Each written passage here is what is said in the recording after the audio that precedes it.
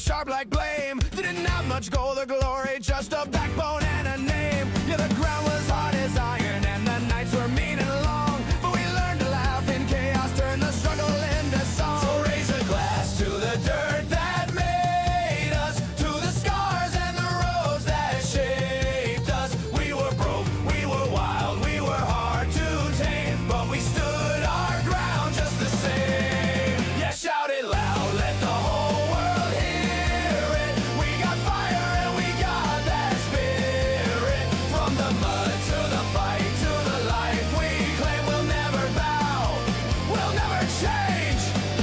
I've seen friends turn into legends and I've seen good men fall away, but we carry every memory in the words we shout today. Yeah, their voices in the silence, yeah, their ghosts in every chair. When we stomp our boots together, you can bet they're standing here. So raise a glass to the dirt that made us, to the scars and the roads that shaped us. We were broke, we were wild, we were hard to tame, but we stood our ground just the same. Yeah, shout it loud, let the whole world hear it. We got fire and we got that spirit. From the mud to the fight to the life we claim, we'll never bow, we'll never change. Where you from? From the dirt. What you earn? What you worth? Who you stand with? Blood and dirt. We don't run, we know our worth.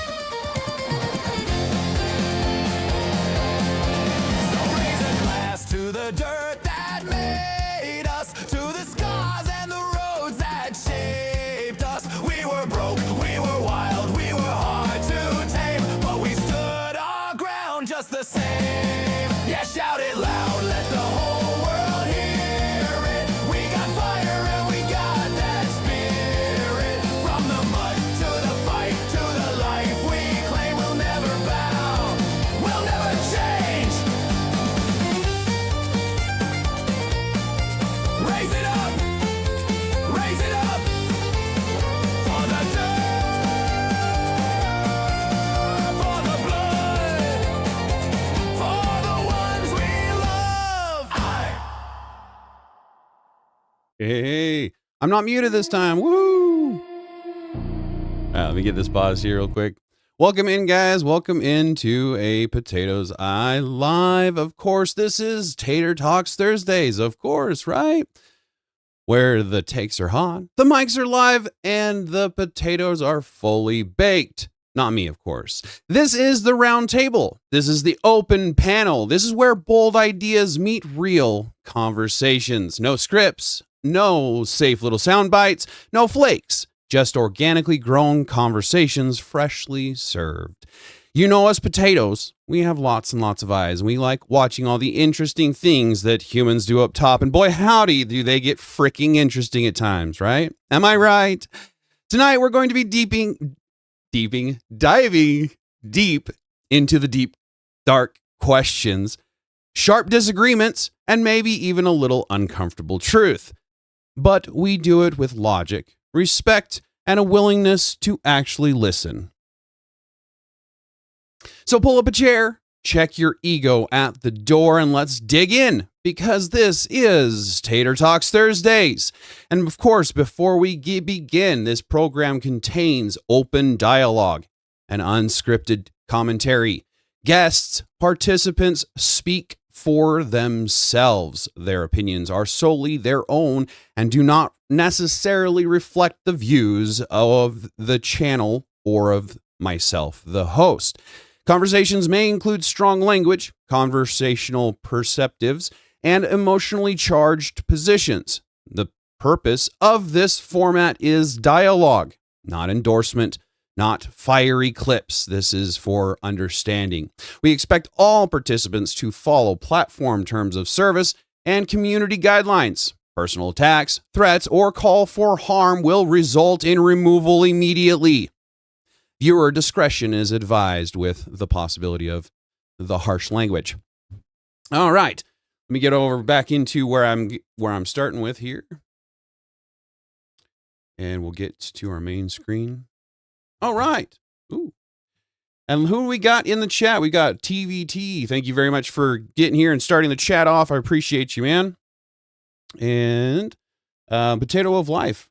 Great. I appreciate the engagement. Haven't seen you in a bit. I've watched a few of your streams as well. Wi-Fi. Appreciate you being here. You're welcome to join the panel if you'd like tonight. I know that you had mentioned at one point in time that you were thinking about it. And then, of course, Homestead. Thank you very much for being here. That looks like everybody in the chat so far. And again, anybody is welcome to join the panel. You just have to go through the vetting process. Join my Discord. The link is in the description below. Just join the Discord and then the vetting room, Tater Talks vetting room, and there's a mod in there, and he'll vet you through and give you access to the room that the panel will be held in. I do have a few people ready to start the panel off, so I'm going to go ahead and just jump right into that here in a bit. But I like to start my days off with something funny, so we'll see if I can find something funny real quick here. And, of course, it's not going to be super easy to find something funny, of course. Yeah, we'll just go ahead and start our day off.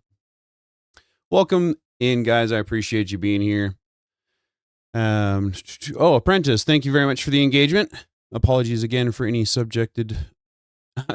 subjected to my terms as apprentice vetter. Apprentice will be the vetter of the evening, or at least until Dave can get back to it.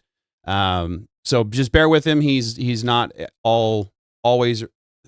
He's really good at what he does, but he's not always around. So I haven't been able to really get him up to par on this. So, and Joseph Romano, I know that I saw you. Yeah, I saw you before. Thank you very much for the engagement. I don't think I called you out though. Thank you very much for being here, man.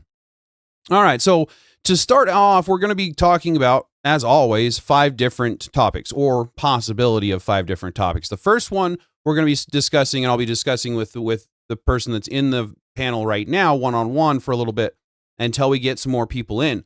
But movies from TV, movies and TV from the 90s and the 2000s made nerds feel like they could get any woman out of their league. We all remember She's Out of My League, right? We all remember that show.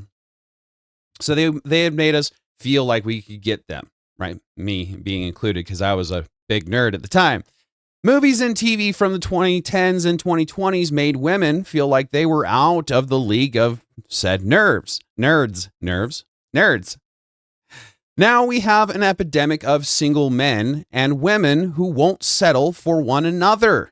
What are the ramifications of this culture shift since the 80s, and how do we shift it back?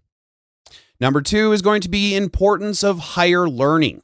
Not necessarily college, but the trades and self-teaching are all forms of higher learning. What is the importance of a self-driven thirst for knowledge and the effects of always learning? Number 3 is how long after wearing a uniform for military, after you've been retired, does it become an issue that you then put back on that uniform to try to use it for your benefit, that status that you once had? When does it become even a stolen valor kind of an idea? Another one is going to be, how are we as Christians supposed to take Romans 13:1-2 in the light of current political scenes, especially with consideration to leaders like President Obama and Biden? Romans 13:1-2, if you don't know what it is every person is to be subject to the governing authorities, for there is no authority except from God, and those which exist are established by God. Therefore, whoever resists authority has opposed the ordinance of God himself, and they who have opposed will receive condemnation upon themselves. Interesting, right? So that is another one. And then the last one is going to be UBI. Is that a safety net, or is it a fast track to inflation and dependency? So it looks like we do have some more going on in the chat. It does look like we have a few new people here. I would love to give that shout out for them. Pharmacat, thank you very much for being here. Appreciate you and the engagement. I know it's been a little bit, so thank you for being here. Let's see.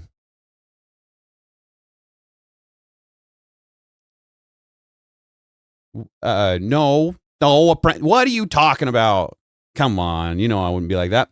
All right, Wickmoto, thank you very much for being here. Tater, don't sell yourself short. You're still a big nerd. Yes, you're right. Won't deny that one, buddy. Appreciate you being here in the engagement. Let's see. And TNT, thank you very much for being here, buddy. Looks like we have a few other people here. Wicco is a Russian spy. Oh no, Wicco. All right. So I'll jump into the panel with the two members here, and we'll see what they have to say for themselves. I'm just kidding. These are all people from the Discord, and it looks like we have a new member here real quick before I get started. Peach, very much appreciate the engagement and you being here and viewing me, my ugly mug. I appreciate all of you. Potato of life. I accidentally grew a potato into heaven. That'd be an interesting feat. Don't call it art. Thank you very much for the engagement and being here, buddy. Hands free and on the road. I mean, I have hands, but not using them. Fair enough. Appreciate your engagement and the viewership. All right.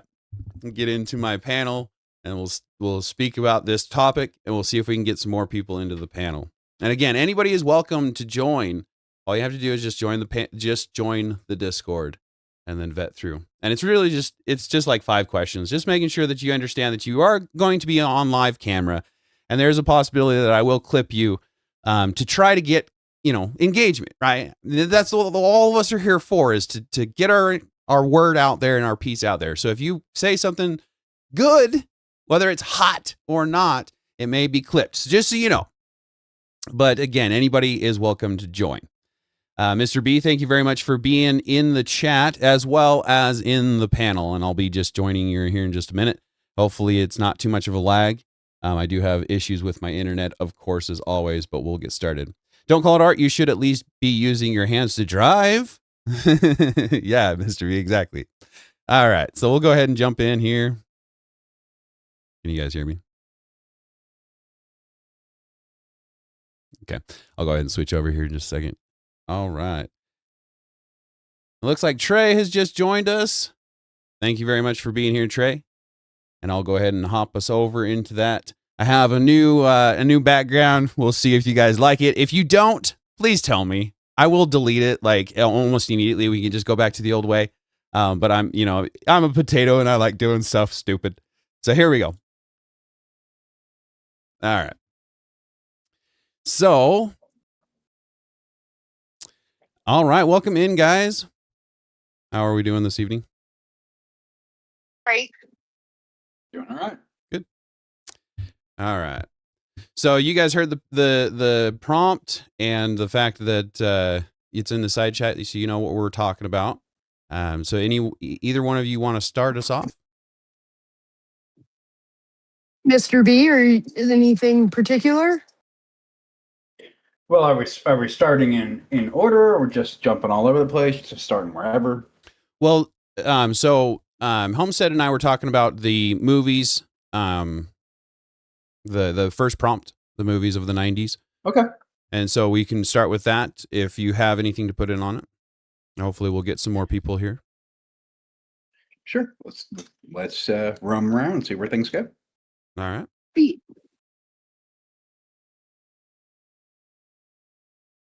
Who's gonna start? Right. I mean, are we starting with the movies, or are we? See, I'm not a very big movie buff, but I do have 3 boys and a daughter. So the future concerns me. So that's where I was more wanting to go to. So if you're a movie buff, you can take the first half. I mean, where do we start? That's a good question. Okay, so with the prompt, Revenge of the Nerds. right? That's actually a good one. The Revenge of the Nerds. She's out of my league. Both of those are really good examples of the first part, right? It's making women think, or men think, that they can get any woman that they want, and that's what really drove the what we know of as, which I'm going to use heavy air quotes here, as toxic masculinity, right? The nonchalant attitude of, I'm better than you because I can get better than you. I can get out of my league, and you're just in my league, right? Well, I mean, it's not even just toxic masculinity. It's a mental approach to or toxic femininity. It's the mental approach of, you're just out of my league, or you're within my league. That, like, a couple of movies where the nerd gets the girl are like Good Will Hunting, The Matrix, Jurassic Park, Hackers, War Games, Independence Day. All those have like the doctoral candidate getting the really hot chick. Right. Or no. And then when you go into like later into the early 2000s, where the nerdy girl now gets the hot guy, you've got like She's All That, 10 Things I Hate About You, and there's a couple others that I just can't think of them off the top of my head. Right. Yeah. I remember all of them for sure. Yeah. Yeah. Wi-Fi in the chat says, "Hey, I love She's All That." I'm not saying it's a bad movie. Right. It portrays relationships out of character. A little bit. Yeah. Well, in that, I mean, wasn't that about the time that, I mean, of course, makeup has always been gradually advancing and becoming what it is today. But wasn't it really about that time that we saw the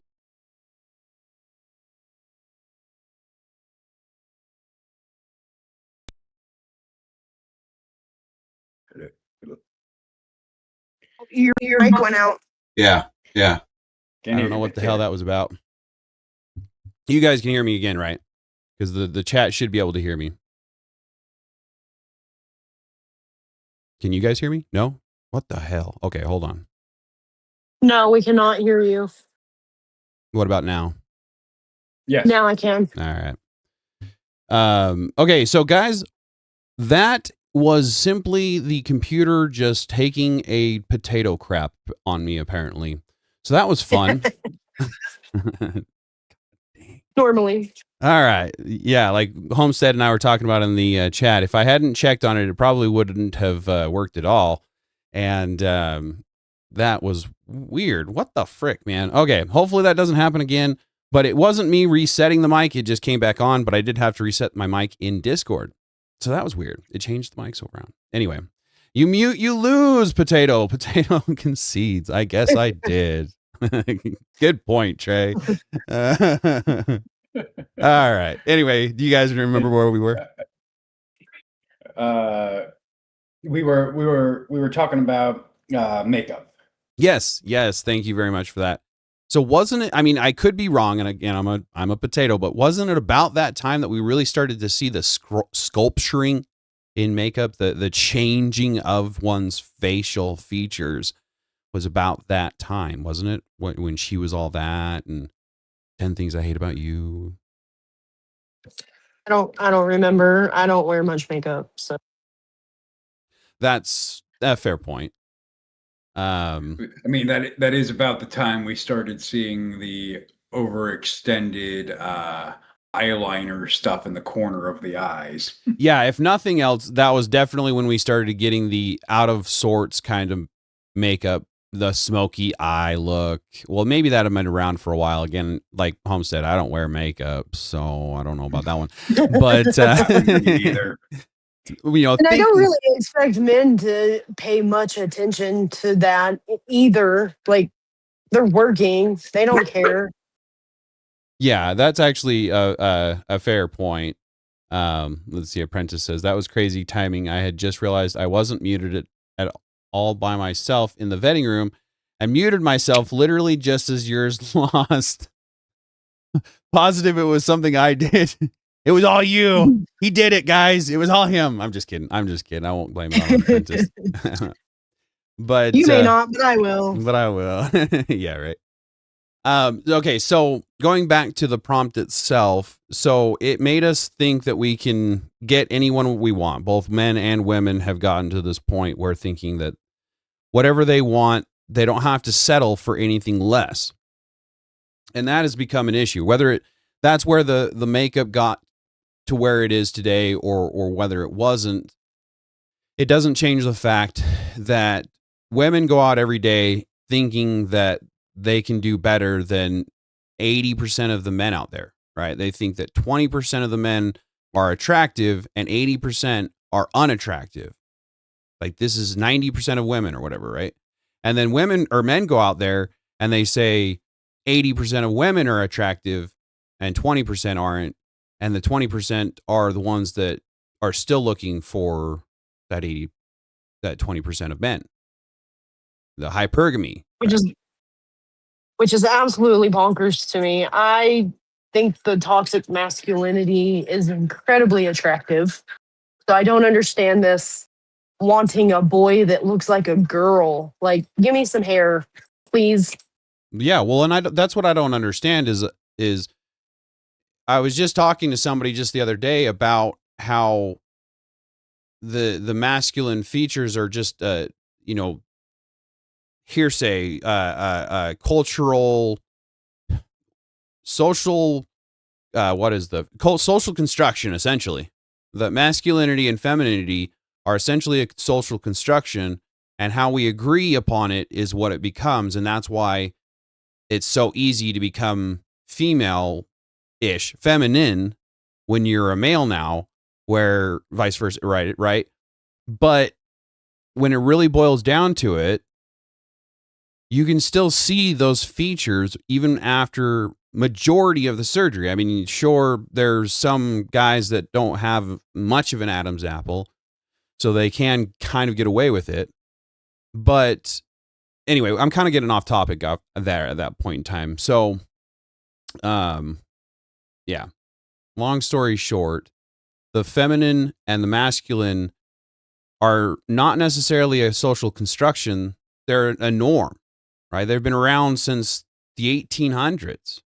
Men have always stood up for women, always done their part to look out for women.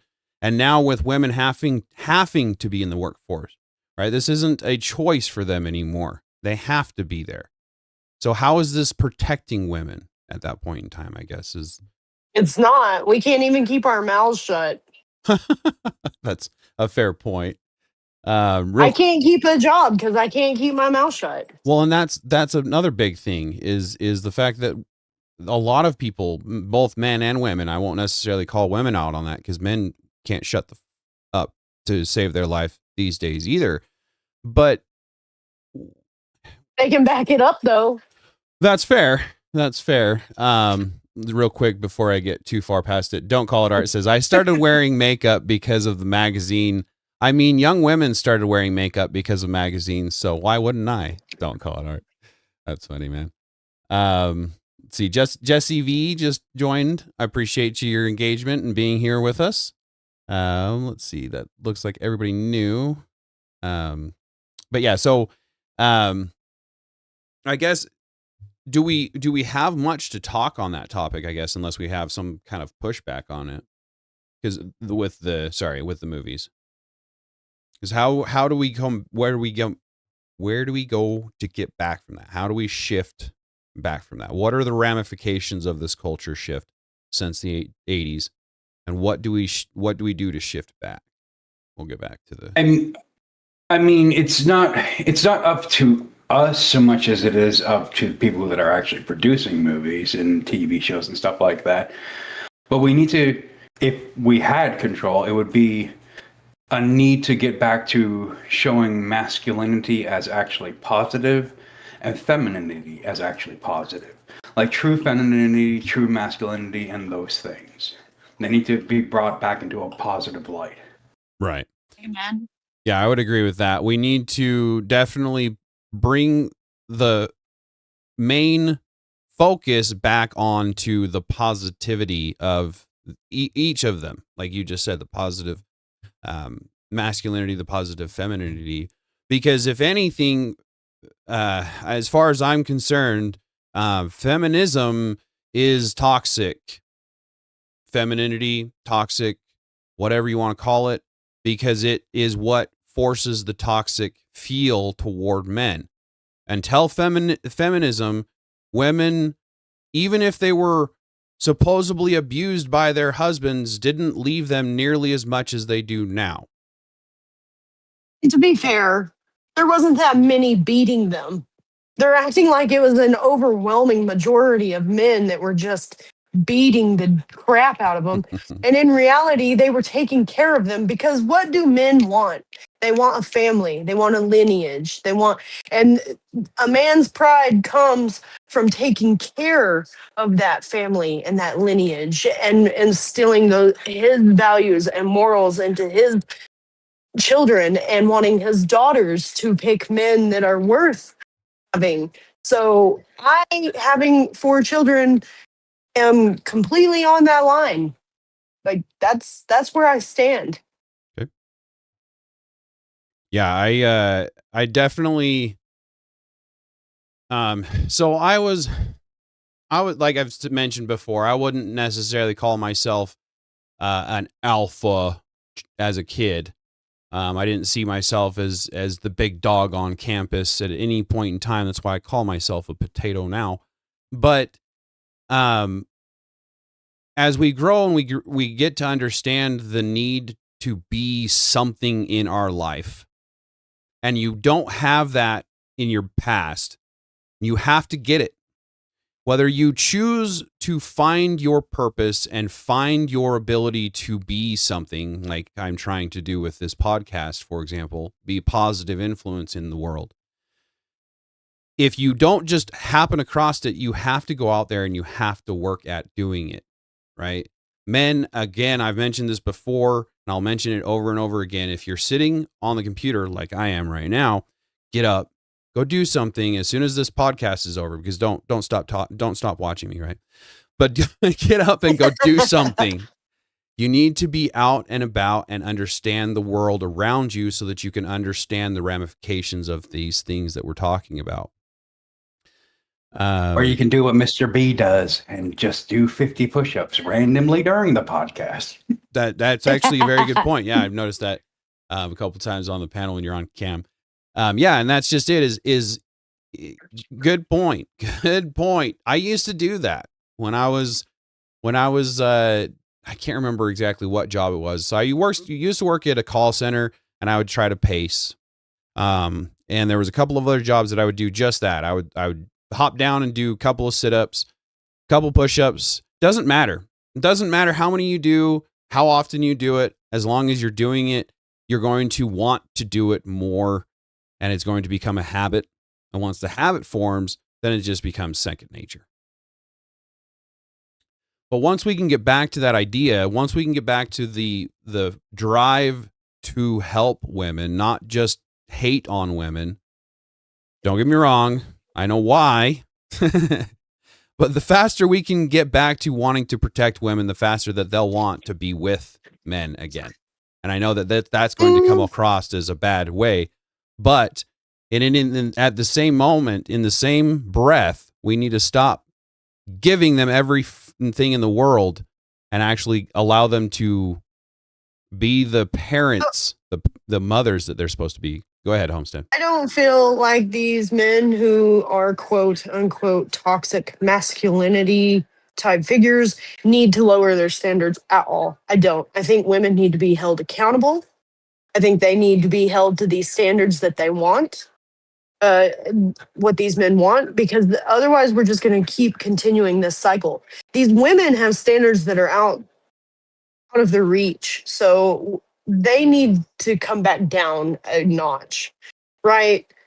Like they're kind of crazy with the things that they want and ask for and expect. Like none of them know the value of a dollar. None of them know how hard it is to be out there earning $100,000 a year, much less $1 million. Like they're delusional. Well, absolutely delusional. yeah. Yeah. So again, I'm a potato coming from a very rural town. And so the women that I know personally, are not like this. Right. But as the propaganda and the idea has wormed its way into my area, I'm definitely starting to see it. And the more and more I view the whatever podcast and view Fresh and Fit, for example, I start to see, I don't want to say the true nature because that would be disingenuous to the women that are not like that. But 10% of women from 18 to 25, I believe it is, are on that nasty, nasty site. And that needs to change, or else what we're talking about right now, is never going to change. So how do we get back to, how do we shift away from that, I guess, since we're on that topic? How do we get women to understand their true value is not selling their behind hole online for $3 a month, right? I mean, It needs to be okay to shame whores again. Okay, Amen. that's fair. I'm not gonna deny that one. We need to bring shame back, and with shame comes bullying, and bullying with shame, or with bullying comes shame, obviously. But back in the day when we were young, right, you'd be called overweight on the playground or whatever. I don't even like using the term. But you Fat just is a medical term for the adipose tissue. And I'm not denying that, but I don't necessarily like the idea of it even so. Because it's become such a derogatory term, right? Even if people aren't being derogatory with it, the person takes it derogatorily, and that needs to change. And again, shame is going to change that. But when we were young, we would just get slapped on the wrist, told to go about our way, deal with it. You have the same clothes to get glad in, whatever the case is, whatever you got told when you were a kid. But now we can't hurt their psyche. We've got to make sure that it's a fair assessment. And both of them, I don't have kids. So I guess I'll let you guys speak on that if you know what I'm talking about. Maybe have an experience to share. No?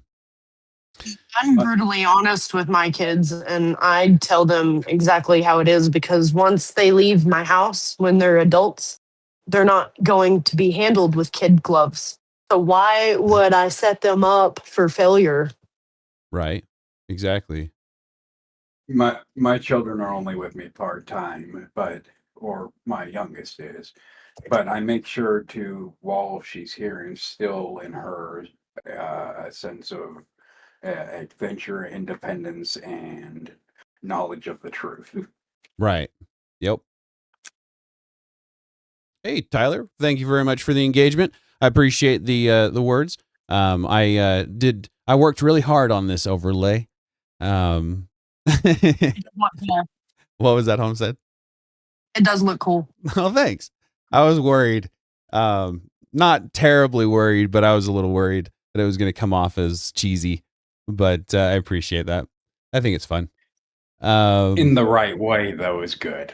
Fair. Well, it is my channel after all, and I am a potato, so I had to go with the theme, right? All right. So, let's see. I think I said hi to you, Wickmoto. I've seen you a couple times, but good to see you. Yeah, we've been in here a minute. Okay, yeah, I figured. But it's always cool to see him. Yeah, of course. Always like giving the shout outs when I can, but we'll go ahead and get back to the conversation. If we have anywhere to go with it. We were talking about our kids and how we try and instill the truth in them. Yeah, and going back to shame and bullying. And Joseph actually puts a good comment in the chat, and it says there's a difference between bullying and shaming. You can shame a choice, not a characteristic. That's fair. So, because I think that we should allow some bullying when you're a kid, but as you get older, that bullying should become shame, because in order to prepare you for shame, you have to have that background of some kind of shame, some kind of bullying, I guess. But the characteristics, not the characteristics, that makes total sense between the shaming and the bullying. I really didn't think about that.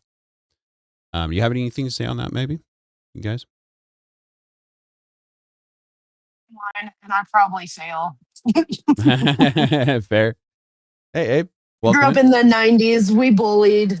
I'm a bully sometimes. And sometimes I feel bad about it. And then other times I'm like, who cares? The world is going to be meaner than I am. So, Well, and that's just it. So I'm pretty sure I mentioned it on either an open panel or one of my live streams. I think it was an open panel about how I bullied my younger brother. And I don't feel good about it. And some of me thinks that I might have helped in some way, right? Help him so that he doesn't go down the wrong path and become even heavier. But part of me wonders if I didn't just ruin his psyche for the rest of his life.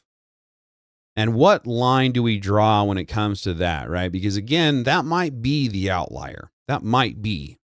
But do you because think it's he's my, not thinking that himself, though? well, and that's just it, right? I don't know what he's thinking. I just know what I'm thinking, what I'm feeling, and what I'm feeling is regret, right? A shame Well, of I've sorts. put on some pounds, okay? I put on some pounds. I need to lose some weight. And I tell myself every day that I'm overweight, trying to motivate myself to put the spoon down. So I kind of feel like, and nobody in my house will tell me that. Sure. Nobody. Fair. I mean, But I have a mirror. Well, and that it was like Go it's ahead. like TBT said in the chat, or I think you said it was him that said it. You bully a person for their choices, not for who they are, and Right. that's the perfect like analogy. You can't keep eating this way. You can't keep lying to people. You can't keep thinking you're better than everyone else. Those are choices. That's Agreed. Yeah, that's very fair. Like Homestead was saying, she has the choice. She has the free will to put down that spoon or put down that fork or whatever, and she can choose it on her own without anybody telling her.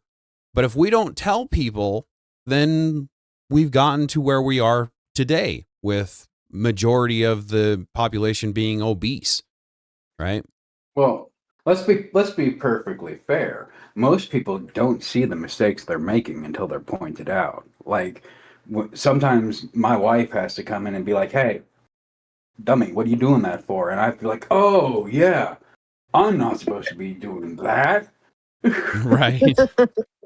Right. Well, and that in and of itself is a form of shame, right? I mean, whether we admit it or not, your partner pointing something out that you did not quite right the way they want it to is going to have some feeling of shame. So where is the line between what we're supposedly, heavy air quotes here, allowed to shame and what are we not allowed to shame? Because it seems like we need to get back to shaming a lot more than what we are. It's a shame you have to ask that when we're living in America. Exactly. Right. And then real quick, we don't have very many people in the chat, but if anybody wants to join the panel, you're all welcome to join the panel. Since we don't have very many people in the chat, feel free to share the stream and see if we can get some people in the chat, see if we can get some engagement. I know that Rattlesnake, I think, went live.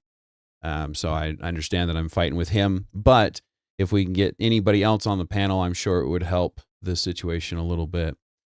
Anyway, I'm going back to the conversation at hand, I guess. No? I don't know. Fair. I don't know. I feel bad for you men having to deal with this. My husband was just telling me about someone who is his age. He's never been married. He goes to church all the time. He makes $100,000 a year driving a truck, and he is so desperate to find a wife, and he can't find one because he has standards. So he either isn't attracted to them or he finds them completely repulsive. And that's just it right there. Is, I didn't used to think that I was a shallow person. I do have my standards, and I would like to find someone who I find attractive. But since I started watching Andrew Wilson, the Whatever podcast, if you haven't checked out Andrew Wilson, the Crucible, and the Whatever podcast are both phenomenal channels. But once I started watching them and I started to see the depth, right? The things that you don't hear when you're loving on someone and they think that they can trick you into being with them, and they'll just continue to never tell you the true depth of what they're not telling you, right? So since I've started to see that side of things, I've started to realize that the standards that I had were not even enough. And I've raised my standards exponentially. And since I've raised my standards, I've probably passed up a handful of opportunities where I might have been able to have some kind of interaction. Maybe not necessarily something I would have liked, but it could have been something as a male, if we know what I'm talking about. But I don't swing that way. I don't do that anymore. So there have been multiple times that I've been confronted and I've turned down the opportunity. So how do we get more men to basically get that so that we can force women into understanding that we only want the best for them? I think it's happening. I think it's just taking these men growing up with fathers, okay, which, the ladies who are convincing men that these kids are theirs, and then the paternity test comes back and so, like, that's what I'm talking about. Like, these women are scandalous. Yeah. They're dirty, and it drives me crazy. Yeah. Well, and that's it right there is, and so the main reason I ask this question is not necessarily that I want an answer for me, right? It's for the people that are watching this so that I can help them understand that there are multiple people online now speaking this truth into the ether, into the void that we all know that it is, because I'm just yelling and screaming into nothing here, and I know I am. But one of these days, it's going to become overwhelming because I'm calling all of you men to stand up and tell the women enough is enough, and we want to protect you again. Yeah. And I think they need to keep yelling because until these chicks realize that they're doing stuff that they can't take back, that they, until Well, they go ahead. I was gonna say, I think a lot of it is also like these women have no idea what you can actually afford on what salary you can afford. That's actually a I'm good point.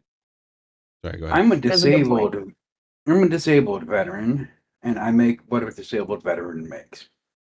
And me and my wife have a 2-bedroom house. It's 1,500 square feet. I mean, we have what we need on our salary. We afford our groceries. We afford the bills.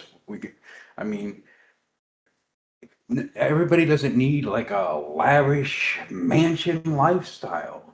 You need to be able to know where you actually fit in the scheme of the world. Not everybody needs 6 figures. Exactly.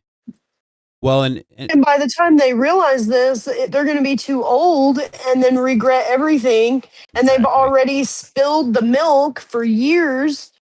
You know what I mean? Like, how many of these women are becoming our age right now? And they're like, oh my gosh, I've wasted my whole life. Exactly. Well, and it's like you and I at Homestead were talking about the other day with the Whatever podcast, and there was the chair one, and I messaged you and said, I see why you said that now, because she Mm-hmm. said that she wouldn't date somebody unless they were willing to have kids, which means she's so desperate to have kids. Let's face it, that's what it is. That she will deny someone that's a perfect match because they don't want kids. Well, of course, it wouldn't be a perfect match because they don't want kids, and she does. But the simple fact of the matter is, just like we started the conversation with the not thinking that you need to settle for anybody, maybe because of what she's chose to do with her career, she doesn't get the choice to have kids, right? Maybe the person that's going to finally allow her into their personal life isn't going to be what she wants them to be. And we need to start to understand that that's a possibility. You guys have anything to say on that? I'll welcome in the new people. No, welcome them in. Okay, perfect. Thank you very much for joining, Trey. I appreciate you being here. And Leia Lobea, you know your name. You say it. Welcome in, guys. Thank you. Yeah. Do you have anything to say? We'll go ahead and start with Trey. I'll give you the floor for a second.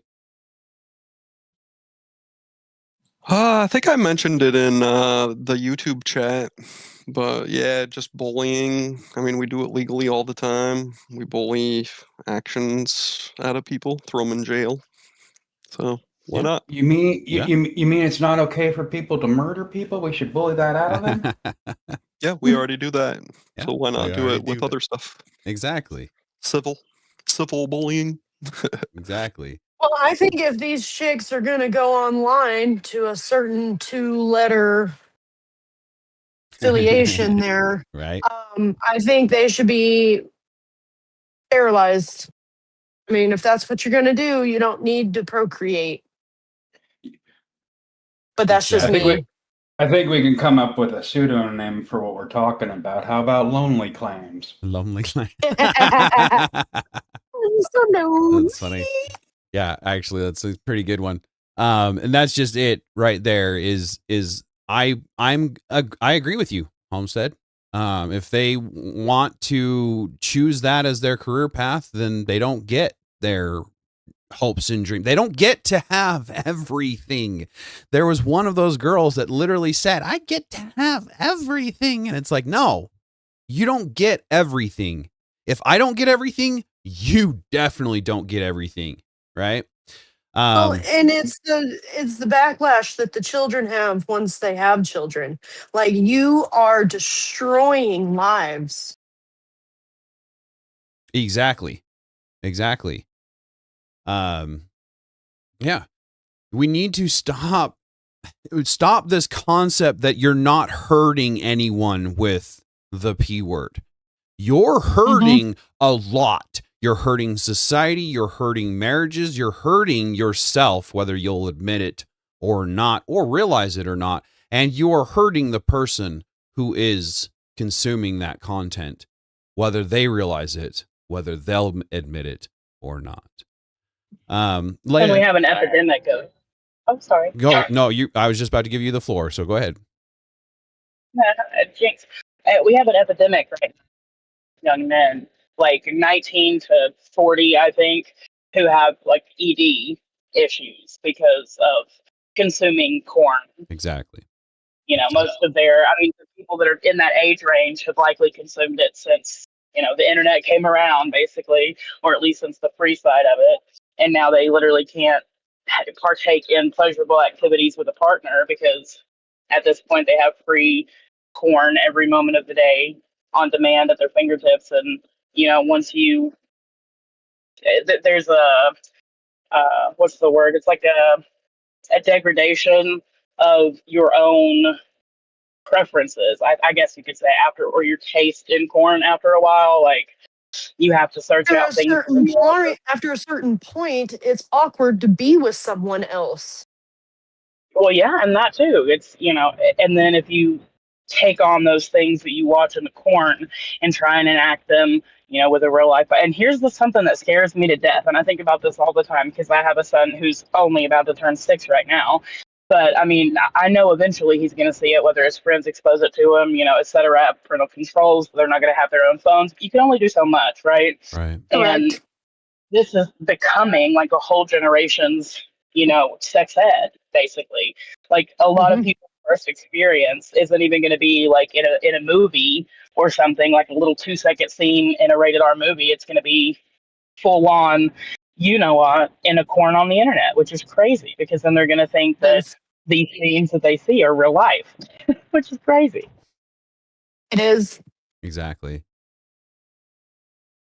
Yeah. Thank And you a very lot much of for it, that. I hate to be that, like, the women, but a lot of it is very violent, whether in speech or the acts enacted, and very, there is, toward men, yes, the smashing of whats and this and that, but for the most part, this is very violent against women, and we wonder why violence is up against women and why we see great fantasies and all this on the rise. It seems pretty 2 plus 2 to me.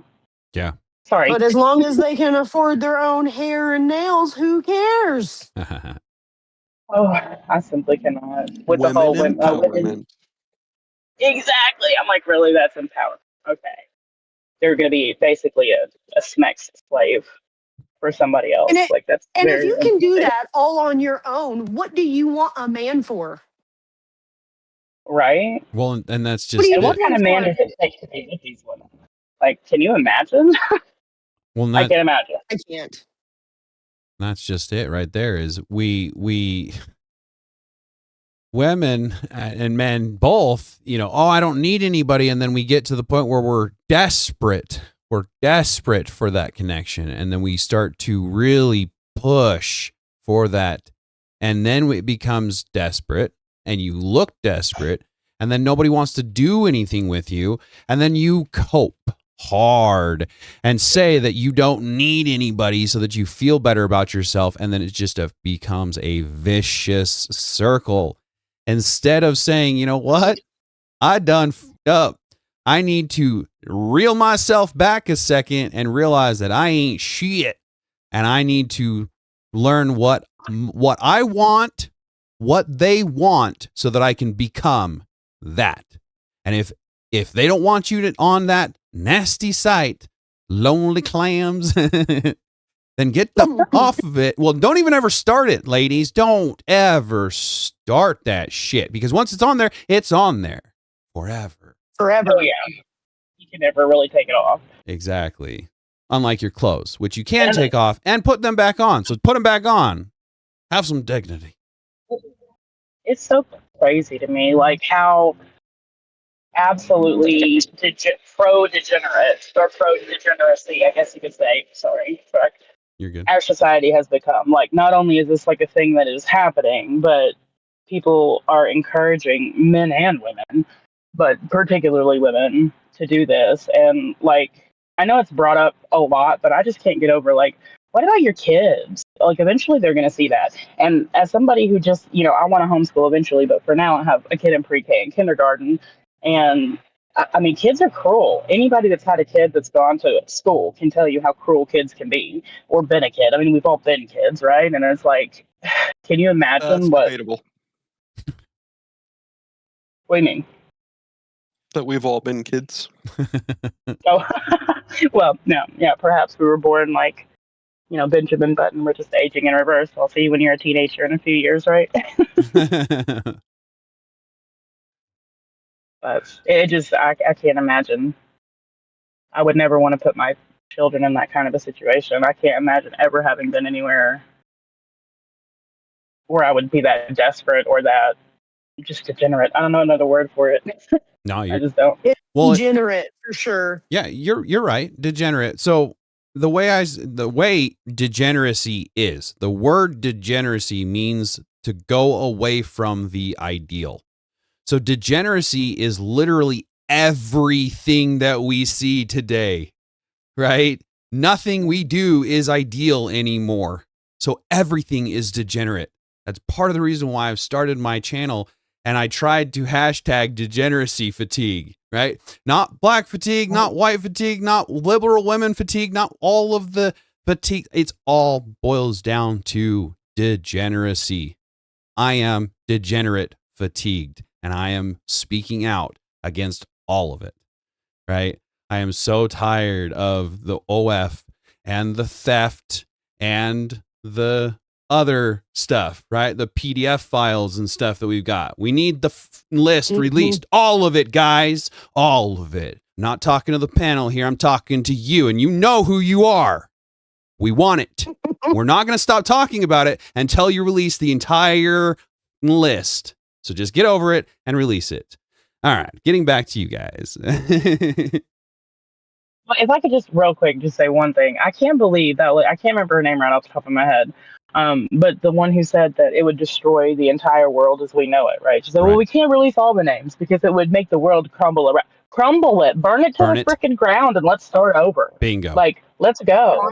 Like, none of us are Gandhi. Okay, I couldn't remember if it was her or the president. Isn't she the press secretary? The other one, AG. I get them mixed up. Yeah, the one that looks like Jigsaw. Not that they look alike, but I'm being really mean. Yeah, but I'm like, yeah, who in the world cares? Like, you think we'd just rather have, you know what's walking around? Well, that's no, we don't. We all have kids. Exactly. We all want kids. Exactly. Right there. Right. I would love to have kids, and I will never allow that to happen. God forbid anybody ever try to lay a finger menacingly on my kids if I were to ever have them. Right. I have worked my entire life to get to the point where I can have kids. If I were to be blessed with them, there is nothing in this world that will take them from me. But we need to tear it all down. Like Leia said, it needs to burn. If that is the case, burn.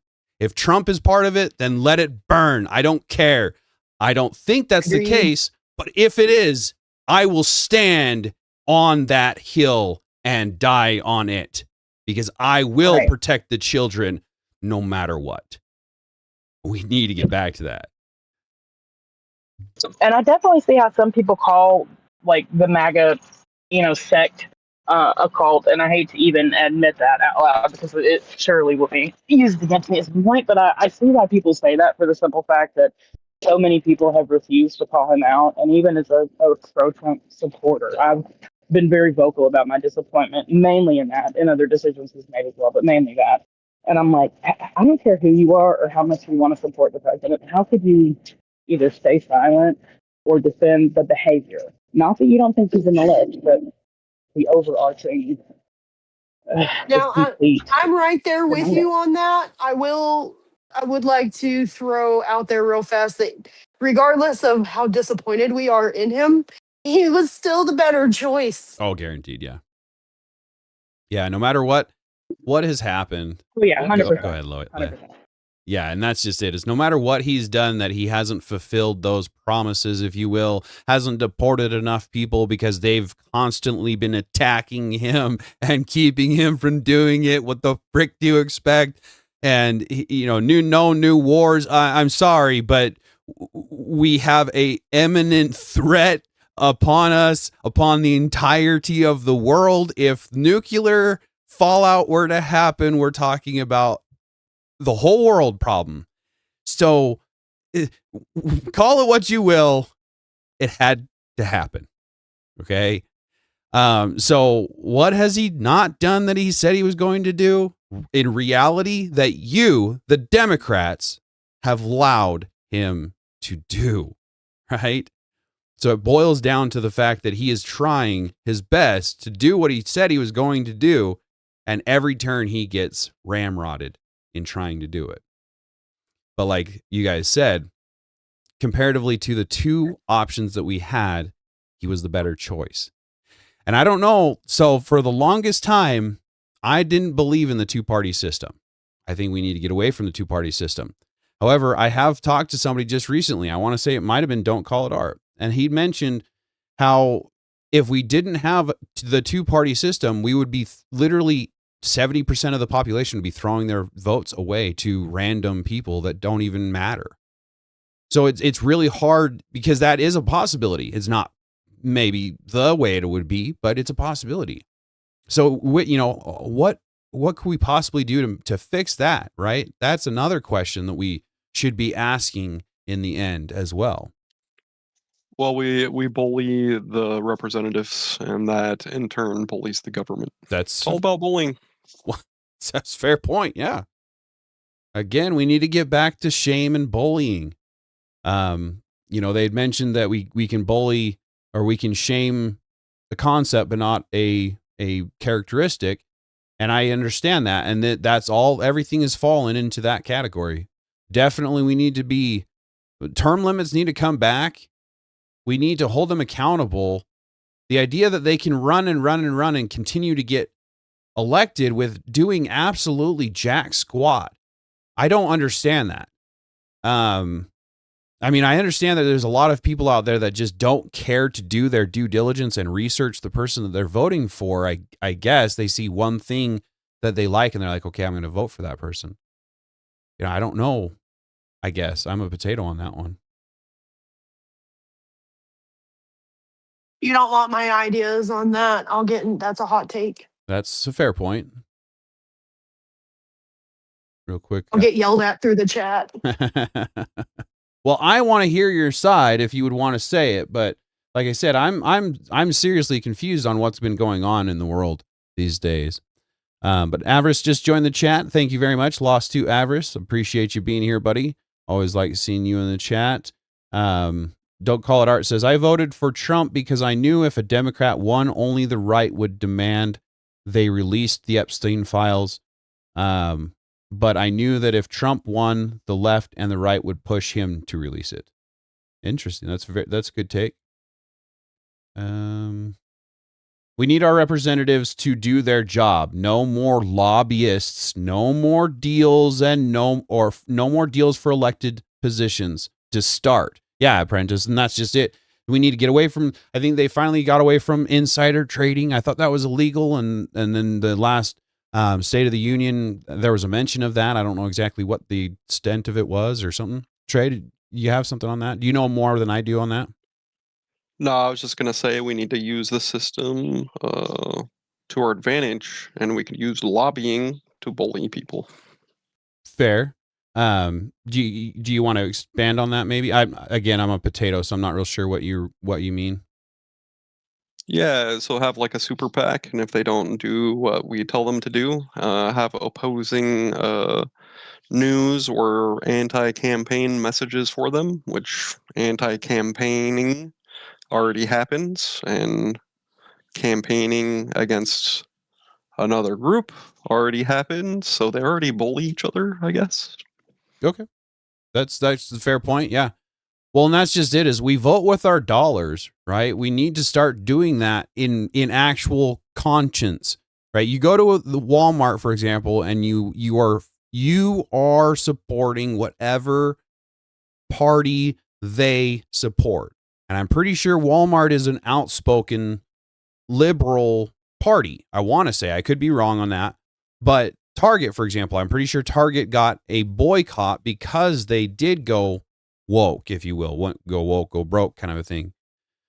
So we need to start pushing that more. Just because they're laying low with their rhetoric, laying low with their propaganda, doesn't mean that they're not still pushing that behind the scenes, right?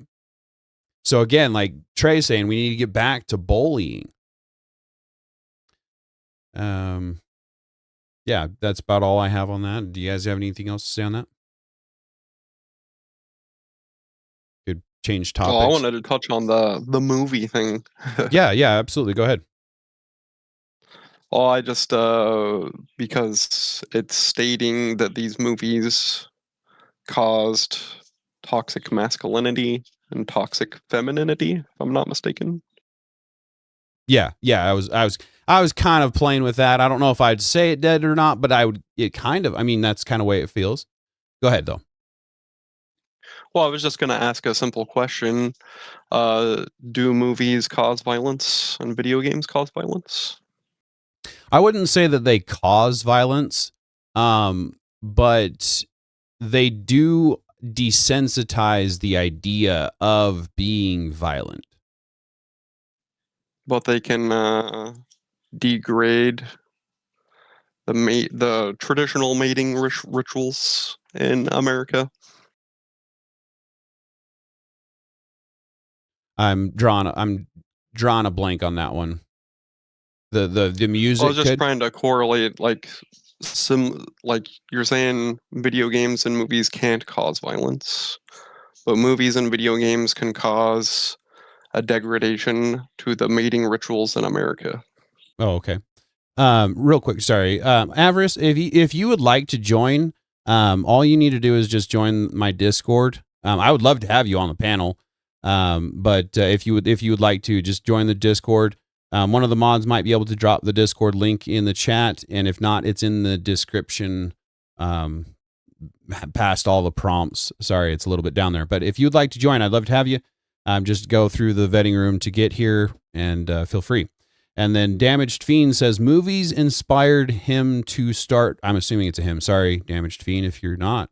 Inspired him to start training MMA. So not necessarily violence, but did inspire that. So I guess movies did inspire violence in my case, Damaged Fiend said. So that's an interesting take. Like I mentioned, it kind of desensitizes the idea of violence, right?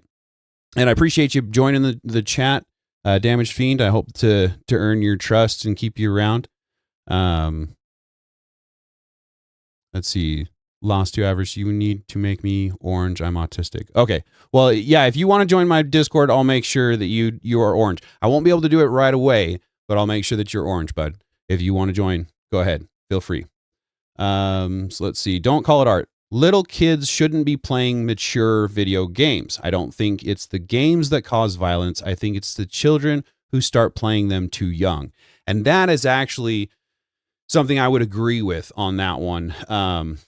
So they did the maturity ratings on games back when I was a kid, and people kind of ignored them. And that's, I think, what caused the actual issue. It's not the fact that games are an issue. It's the fact that parents are not doing what they should be doing to be parents.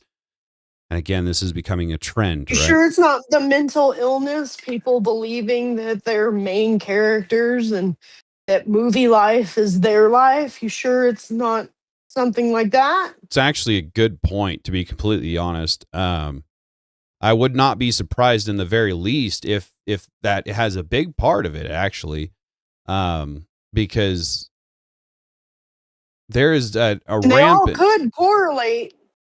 Well, and that's just it. Is there's a rampant increase in mental illnesses, right? Regardless of what you want to call them, they're mental illnesses. So, what should we do to turn that clock back, I guess, is a question. Jesus. Jeez.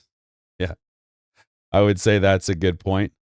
Hell, Mo, I appreciate you being in the chat here. It says, I am out tonight. Sorry, I can't hear the stream. Just wanted to say hi and leave and like. I appreciate the like, buddy. Hopefully you see it later on and get engaged with me later in the videos or something. I appreciate you. Thank you very much for joining the panel, Avarice. You should be able to talk, buddy. Nope. Okay. All right. I'm free. Yay, there he is. Oh my God. Look at this. Welcome in, Avarice. That was like an arm and a leg. I'm autistic. You have to make me orange. I'm orange in literally every Discord I'm in. Yeah. Or I cause havoc. I cause a lot of havoc if I don't. Yeah. Give me a day or two. Give me till tomorrow. I will have it done tonight, I'm sure, but give me a day or two and I'll get it done for sure. Yeah, most people just like call it special or something and they'll spell it weird or, avarice or whatever, albeit I have it. Fair enough. Hi. I found your channel. Thank you very much, buddy. I appreciate you being here. I really do. He had to turn me down. It's an avarice normal right there. I figured, yeah. You're good, man. Do you have anything to say since you're the next one in? Well, I didn't know the prompt. I just jumped in because, No I was worries. actually going to play Crimson Desert because it launched 2 hours ago. Oh, fair enough. Is it because you're racist? Am I racist? Yeah, you don't play the Black Desert? I mean, I did play Black Desert. That's why I want to play Crimson Desert. Yeah, it was called sarcasm. Oh. I guess I'm not privy to your sarcasm. Maybe you should be funny next time. Oh, I thought that was funny. Haha. So All right. what's the topic? So what's the prompt? So the prompt, well, we were working off of the prompt of in the 90s and the 2000s, movies made nerds feel like they could get anyone, and then in the 2020s, women now feel like they can get anyone. So what is that? What is the ramifications of that, and what do we do to shift that back? What made nerds feel like they could get anyone? What's the examples?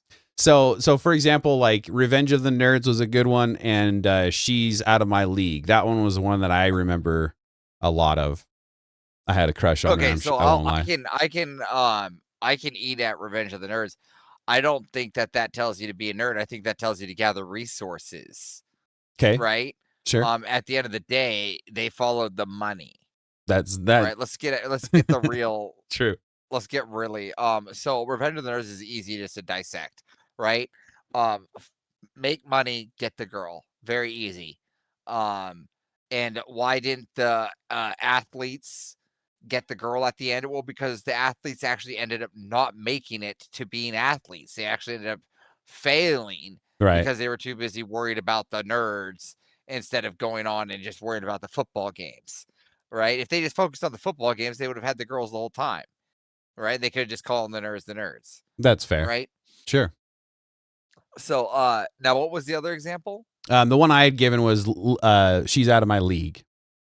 She's out of my league. Yeah, it's been a minute since I've watched that one. Trying to remember. Or maybe like the American Pie series. Oh, this is where you see what's her name all fucking naked. I haven't seen this. Oh, that's too funny.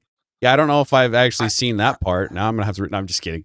But no, yeah. So, that's actually a good point, Trey. This is the one with the chick from Hunger Games, right?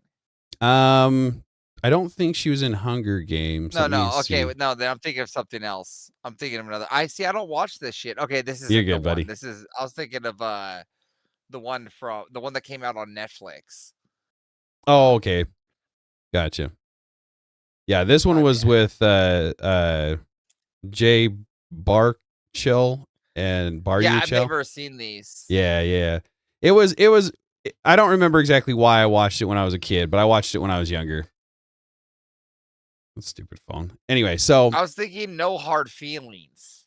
Oh, okay. They almost if you look at the covers to the movies, they look almost the exact same. Yeah, I think I know the two the reference, yeah.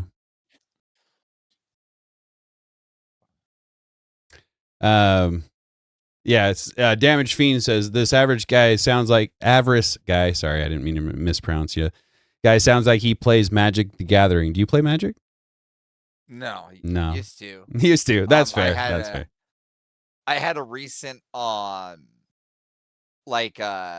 had a recent debate about Magic the Gathering because somebody in a Discord server complained about a soul ring because it was called sub bracket 4 was what they were playing in what is it, EDH, and he was like bitching, but that's about it.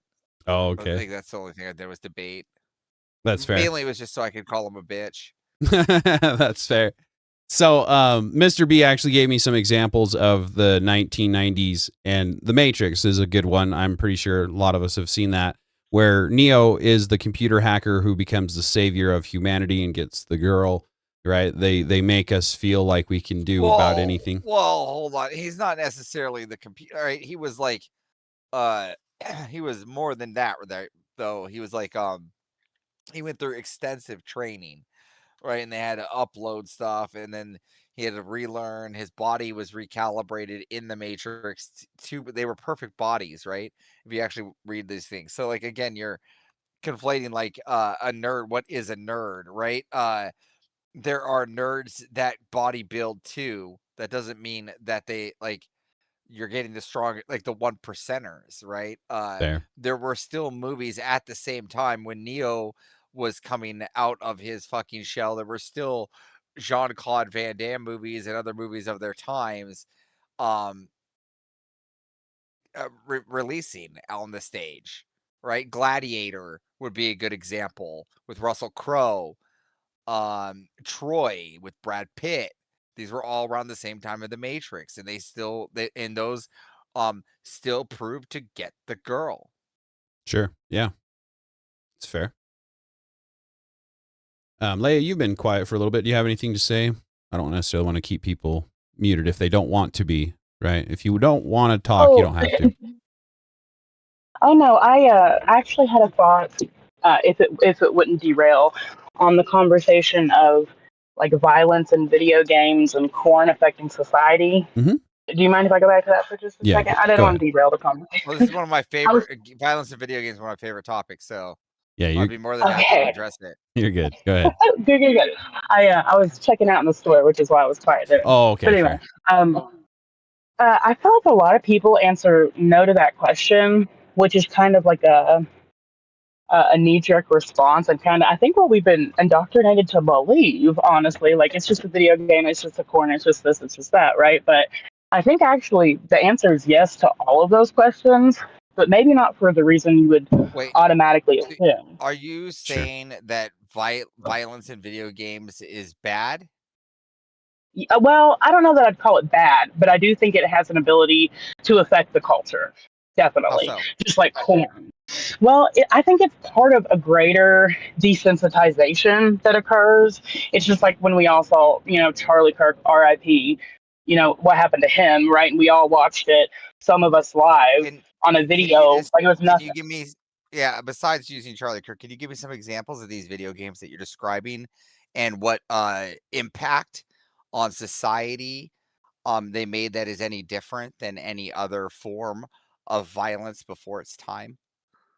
Well, no, because what I'm saying, I'm not trying to say that any specific video game in and of itself is negatively impacting by itself the whole of culture. My So if argument you is can just that, give me the generalization of what specifically in these video games is the violent part that needs to be addressed, that's making the impact. Right now you're just making and I'm not like trying to be rude, you're just making a very general claim, and I can't really attack something very general or refute something very general without substance to your claim, right? Like no, I what get what you're specifically what's making these shifts? Like, is it Grand Theft Auto with them being able to hit hookers or drive people over, or what I this is what I'm trying to figure out.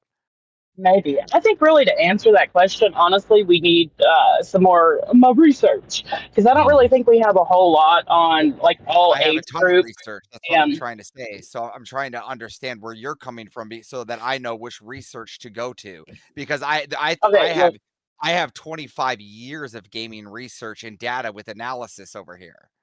okay, well, you know what? I would love to actually see that if you would share it in the Discord because I'm not aware of that.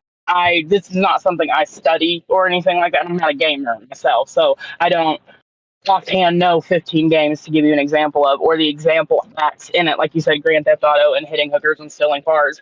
I can't pop off examples like that because I'm not into the gaming world. My argument is, you're like, oh, well, you're just giving a vague idea and not specificity, except the whole vague idea is kind of what I'm saying affects the culture. It's not the specific things. I'm not sure what specific things it might be. Maybe we need to have a Welcome in, prison ID when Papa you Smurf. buy certain Appreciate you. levels of violent video games. Maybe we need to do X or Well, Y. here's my A pushback gamer. on that. Wait. Yep. Can I just Sorry. finish? Yep. Sorry. I Thank thought you. you were done. You're okay. No, you're okay. I really don't know specifically like how to attack the gaming, and I'm not even saying that it's my whole argument isn't like ban video games or they specifically are bad for the culture, but the way it was asked, it was tied in with corn. And it seemed like, and I could be wrong, but it seemed like it was being kind of compared. Like, well, video games don't affect violence in society, therefore corn cannot affect XYZ, whether it's ED, violence against women, whatever you might be able to say could come from corn. And I would argue that perhaps not alone, although maybe perhaps so.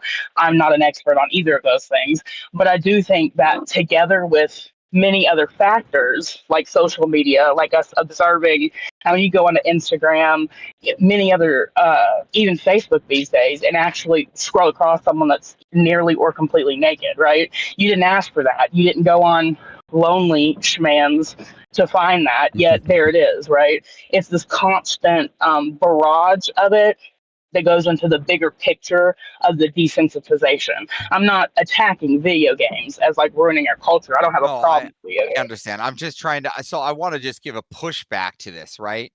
I think that gaming specifically is just the way it's always been. The way culture has always been. It's just the shift in technology, right? Ever since children are using guns as out of sticks, right? The only difference is the size of population has changed. We're no longer just populations of where our militia is the size of 800. Our militia is the size of 800,000, right? There's a big difference, right? So then the what you see in the culture is just more visible, right? So in the gaming, it's the exact same thing that American boys have been doing ever since the beginning of times with sticks, rubber bands, PVC pipe, and fun noodle and duct tape.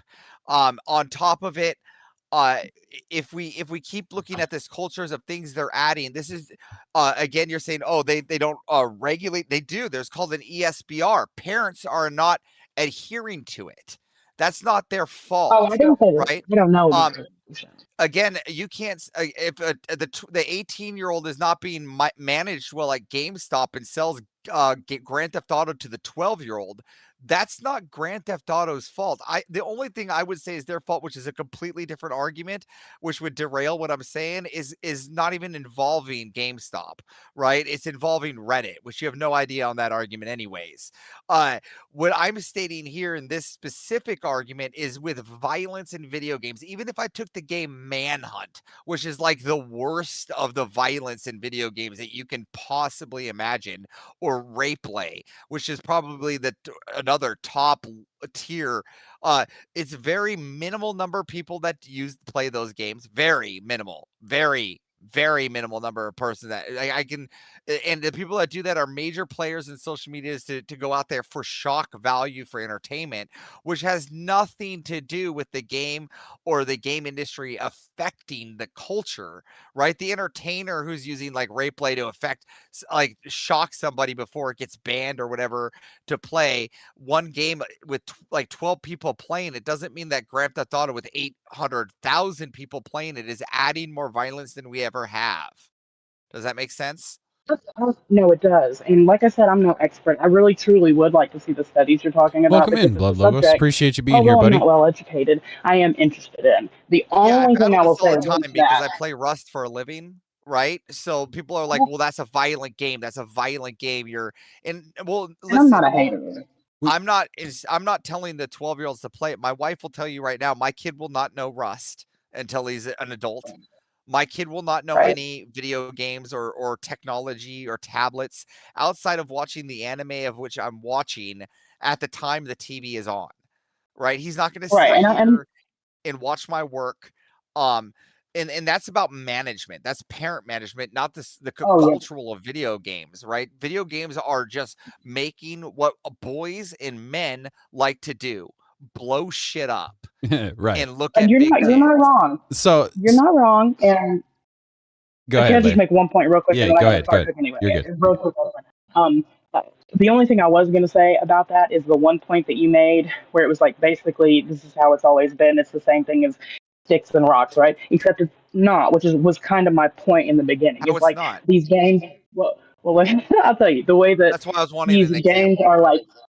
Right. Well, like the graphics, like I've seen all types of shorts with crazy graphics that are like really Okay. neat and cool.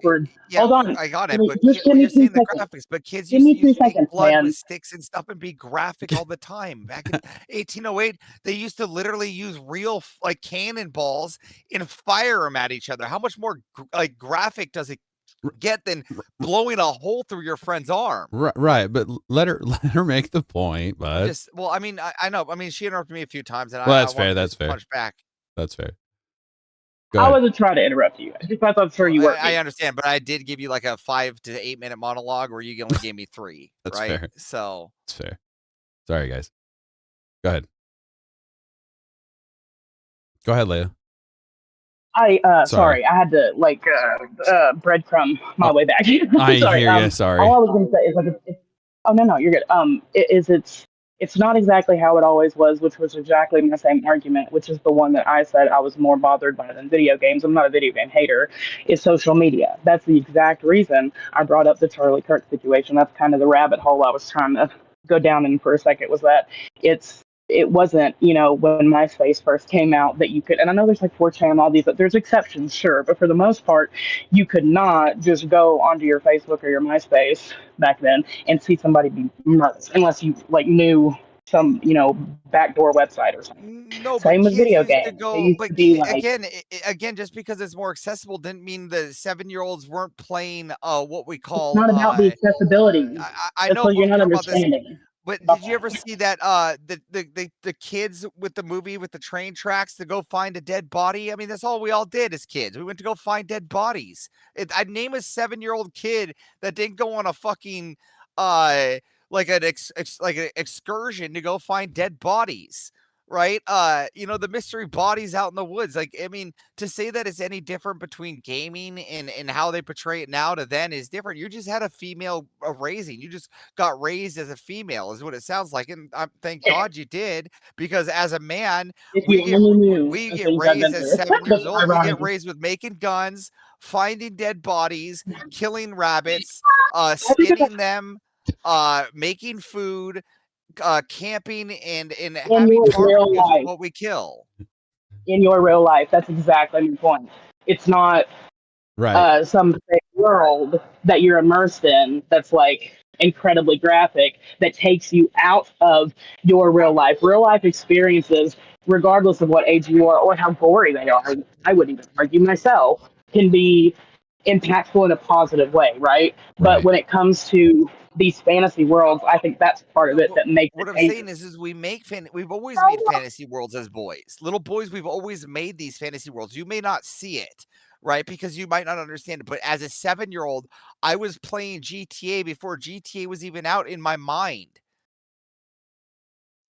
I Right. was Well, I playing keep Well, saying I GTA. don't understand. right, but you have to understand that the imagination and actually physically grabbing a controller and immersing yourself into that reality at a young age, right? I'm not against gaming as an adult, no matter how violent it is. You have your free will. But when it comes to children and at that development stage where they are trying to understand what reality is, and they grab a hold of that gaming Exactly. console and they immerse themselves into a reality that isn't reality as they're growing up, right? And Again, that has to do with time, Potato. You're talking with parent. That's management. That has nothing to do with the game itself. That's management of the parent, not teaching the kid the difference between reality and going out there and killing a bunny, right. and and Whoa. fantasy and of what you can do in GTA. Well, I agree But with now that. that's like saying that corn, if kids find corn, it's because Exactly. their parents let them have a fun. That's the same argument, just a different Because what? subject. And Excuse me. What was I the said that's question? like Sorry. saying, the people that do corn say like, oh, it's not my fault if kids get exposed to it. It's their parents shouldn't have given them a phone or this or that. It's the same exact argument. You're saying, well, No, if your parents I die, they'll never understand, find but you. listen, there's a difference between how we access corn, right? To be honest, and I've never really I don't really address this often. I don't have a big problem with corn regulated, right? Because there's something that the bottom of the barrel has to do. No offense, they just have to. The bottom of the barrel has to do it, right? Bigger But bottom every day. Well, that's the but thing. Yeah.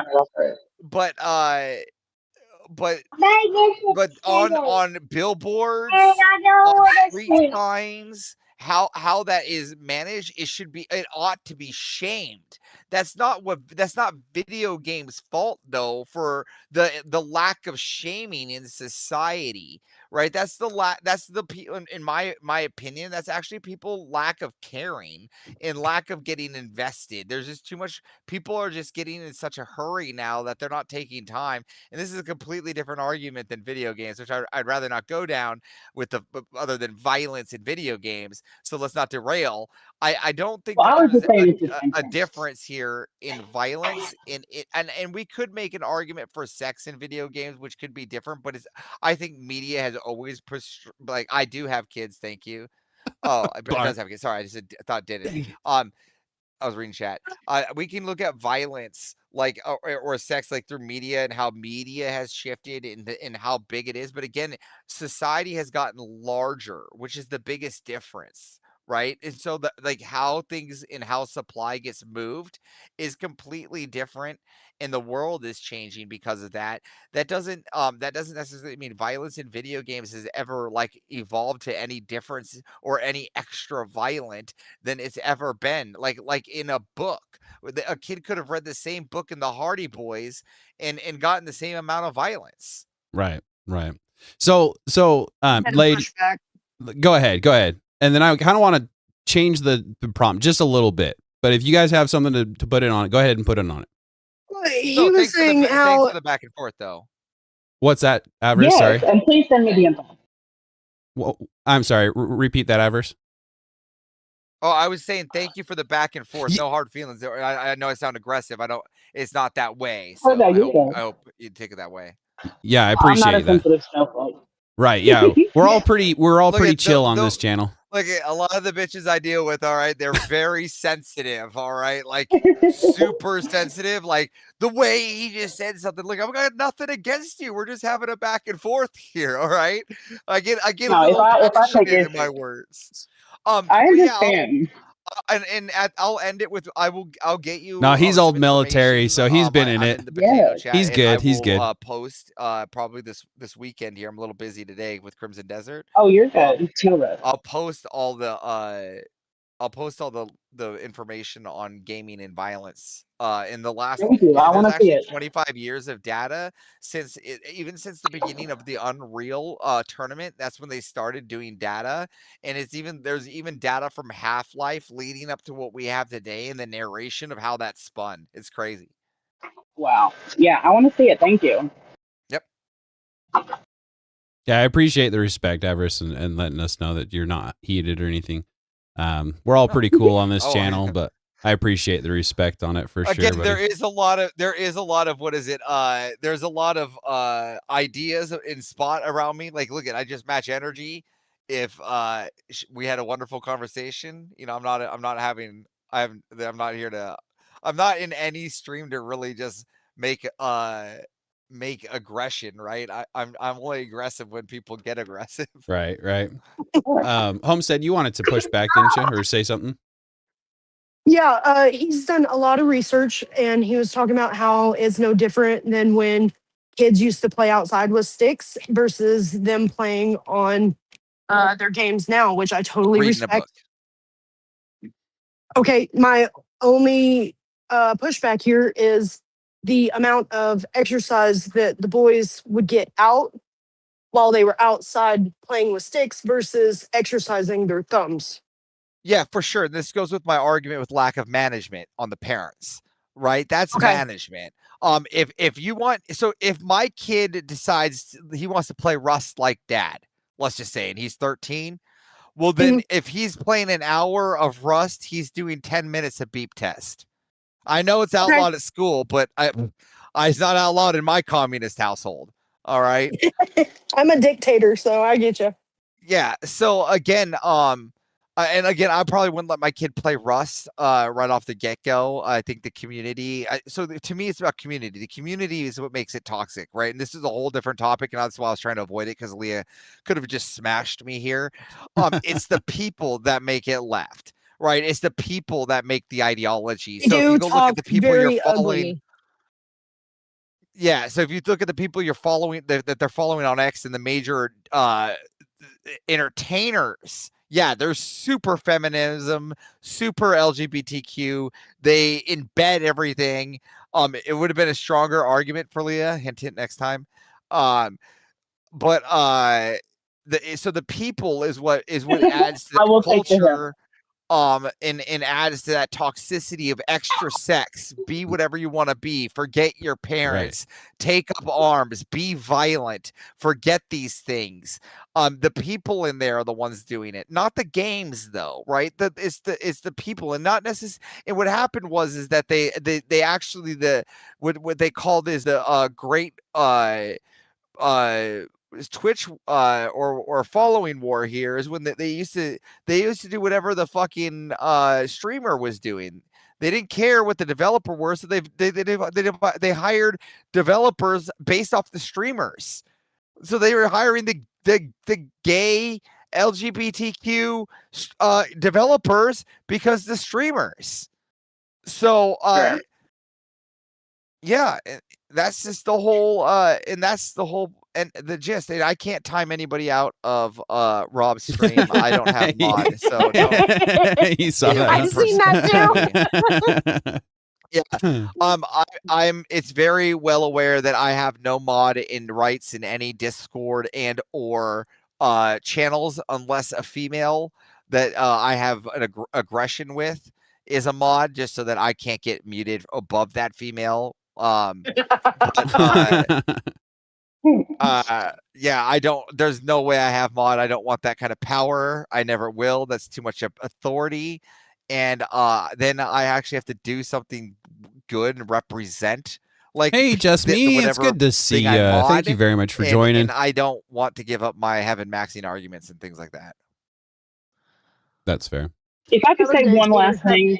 Sure, go ahead. Oh, go ahead. No. I was saying that's all I had. Oh, okay. Somebody said. I was just the one thing. Go ahead. Sorry. No, you're good. Go ahead. I was just the one last thing that I wanted to say is I feel like you think that I was coming for video games, and I was really more than anything trying to tie it back to the that strange thing that I can't exactly pin down, but it is kind of in the ether. And no, I hear was you. It's just that when something like that is just even sniffed or said, even spoken, it just adds to the sphere, right? Even just the thought of saying violence in video games, just by saying that, it just adds to the sphere of, oh, yes, let's hear this. Let's and people want to add to that rhetoric, and I want to smash that rhetoric, right? I want that rhetoric to end. I wanted it to end in 1998, right? And dying, right? That's totally your choice. I just meant more so to the children. That's where I was trying to bring it back. And like you said, management, I get it, management. However, the one last thing I will say is that it's not just you have to know how to get there and have to know how to access it, because as my example earlier, you could literally open Instagram or some of the, like X, Twitter, and you could be scrolling and bam, porn. Well, I mean, it's a thing. So let me end it on this too. And let me end it with a question, right? Why does your 10-year-old have to play Grand Theft Auto over Construction Simulator? Question mark. Mine don't. I'm just honest. That's my honest question. Yeah, that's a good question. Why does he have to? It's a good question. So again, I play every type of game. So if my kid tells me he wants to play a game that he's not legally able to go buy at the store on the ERB, he ain't playing it. Nice. Ever. That's the house rule. He ain't playing it. It's not happening. He can watch me play my game. But he's not playing it. Like, if it's for work related and he's like doing a father-son Rust stream maybe one day, maybe I might consider that if he pitches it well with a proposal and a SWOT analysis. But if he doesn't, like, there's no leeway in my house. I think people really forget this. Like, there's no leeway. I'm not letting my child take any kind of command of my household. Oh, Dave, you're right. funny. He does not pay any of these fucking bills. He has no idea what he's getting himself into. And when I die, he's taking over a real estate business that's gonna be 24, 25 houses deep. He's got to learn how to fucking be a man when I'm gone. Sure. So I have a question from the chat for you. It says, let me ask Avarice, should martial arts replace PE in school? I don't know. Listen, I'll tell you the same thing I tell everybody. This is why I don't debate well. I'll debate video games for sure, but I don't debate politics, policies, Fair. philosophy. And I just debate irrational things like heaven maxing. Okay. Join your local politics, your local PTA board, join your local school. If you want martial arts in your fucking school, y'all vote on it. You have that right. It's called public school. Go fucking change it then. And there can be fair. martial arts in your school. That's Believe it fair. or not. I went to a school where because wrestling's a big thing. So I had just a wrestling me, scholarship. Avarice is on So Rob's there channel were normally. places I went to where there He were helps no Rob wrestling out. in those high schools. And And guess how so fast he's I got around in the there? circle. They were so quick. I only needed 6 kids that wanted to do it. Right on. It's easy. Yeah. So the change in top, did we get that all out then? Because I'm on the same concept, but they changed the prompt, and I liked how it went. Basically, let's see, where did he go?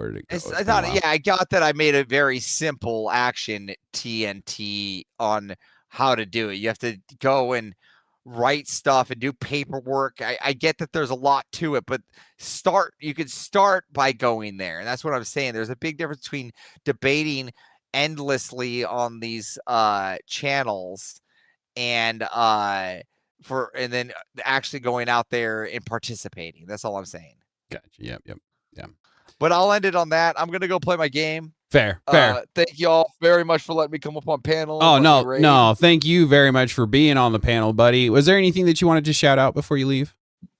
No, not at all. I don't like to do that. This Okay. is a great channel. Make sure to get follows in subscription. Yeah. Doesn't have super chat. So if he has a PayPal or something, pay that. Thank you very much for that. So thank you very much for later, joining guys. me. You're always welcome. Yeah, thank you again. Have a good one, man.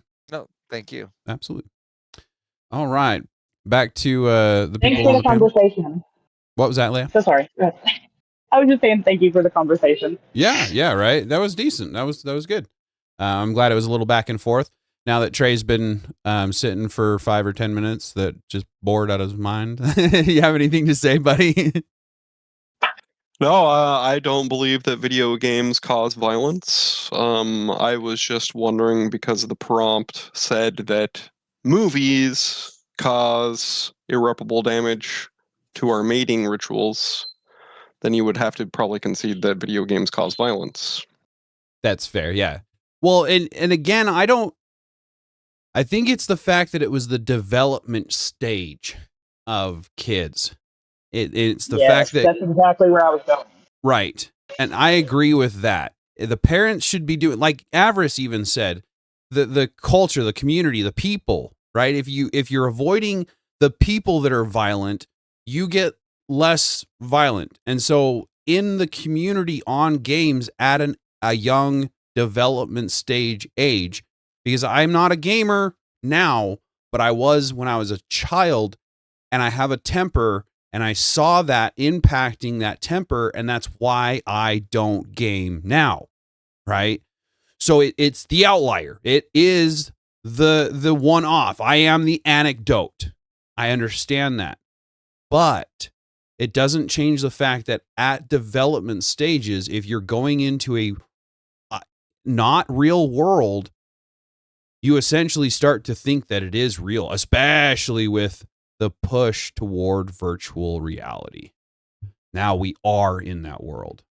Absolutely. Including in corn, as a matter of fact. And that's what's terrifying to me, is that right there is the fact that the P word has become virtual reality. That's terrifying because, again, we're going back into the transhumanism that was mentioned in the chat earlier. That was kind of the idea of the Matrix, as he was put into a machine, became transhuman. Now we've got all of the robots and all of the AI girlfriends coming out. And that's the next step to, that VR headset is pushing them toward that. Now you get to feel something, and it's not real, but you get to feel something. And that's terrifying to me. Yeah. And the desensitization from the real world. Sorry. No, you're good. Go ahead. The desensitization from the real world is where I was going when I mentioned Charlie. It wasn't like trying to connect him. I know probably what Avarice thought was like I was trying to connect those two things, which wasn't the case. What I was trying to say is like, hey, the more we see on social media of these crazy attacks, downright, and etc., it's desensitizing us from IRL interactions and the people that are actually surrounding us, and we're moving more toward getting in these alternate realities, games, etc., and interacting more with those people, quote unquote, who most of the time are robots or avatars of Yeah. other players, whatever, but they're not in the real world. And then it's like we're getting further away from humanity. Well, and that's just Our it. own. And I want to say, who was it? I think it was, I heard Facebook just purchased Maltbook, the AI housed website, right? It's all AI agents. They're not even human agents on that website. And Meta just bought it. It's now part of Facebook, is what I understand. I could be wrong on the company that bought it. But if that's the case, what is that going to entail, right? What does that mean for Facebook's people? What does that mean for the ultimate? I mean, you go on Facebook and you already see corn already, right? So what is this going to instill upon everything as well, with everything going to AI?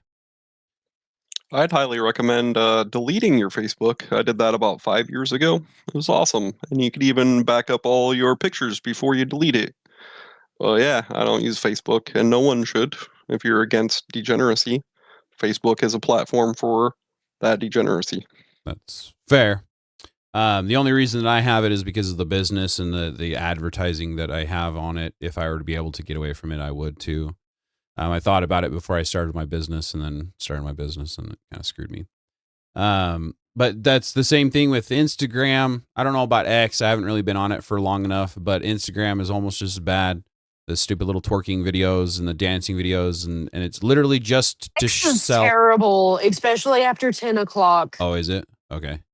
It is. I don't get on after 10 p.m. That's fair. Yeah, I only use X to bully senators and Congress people. Nice. That's a good purpose for sure.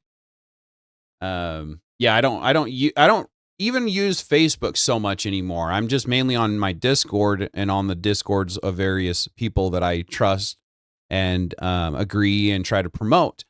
Speaking of which, if you're not part of the Discord, please join my Discord. Be part of the community. We are all incorporating. If you like Discord, you're gonna like my community. I promise you that. And if you don't, then you're just odd. And I'm odd, so what does that tell you, I guess? Yeah, please like, subscribe, and share, guys. I definitely want these viewership. We're kind of lacking today. Again, I know that everybody else is viewing or streaming as well, but this has been a lot of fun. I've really enjoyed getting all of the different perspectives. And so if you know anybody that wants to join, please share, let them know that I'm willing to have them on. I mean, you just saw Avarice came on. Good guy. Never talking bad about him, but he likes to talk, right? And there's nothing wrong with that. But if you are one that likes to talk and you're concerned about getting onto a panel because you're going to ramble, know that you're here, you're your family, right? What is that old commercial, right? You're here, your family. But no, seriously, everybody's welcome to join. Everybody's welcome to be here. Just try to keep yourself in check if you can. Anything else on that topic? We can change topics a little bit if we want. I'm okay changing topics. Okay. Let me get in here. Yeah, I think we eat the horse all the way. Yes. Right. Yes, I do believe it is rotting. That's fair. Good discussion. Oh yeah, I've always had really good discussions on here. I'm definitely not saying that there was bad, but we can definitely move past it now for sure. All right, so let's see. Does anybody have one that they would like to focus on? So it is in the side chat if you would like to view them yourself. The next one down is importance of higher learning, not necessarily college, but just self-learning or trade schools. How important is that? The thirst of knowledge.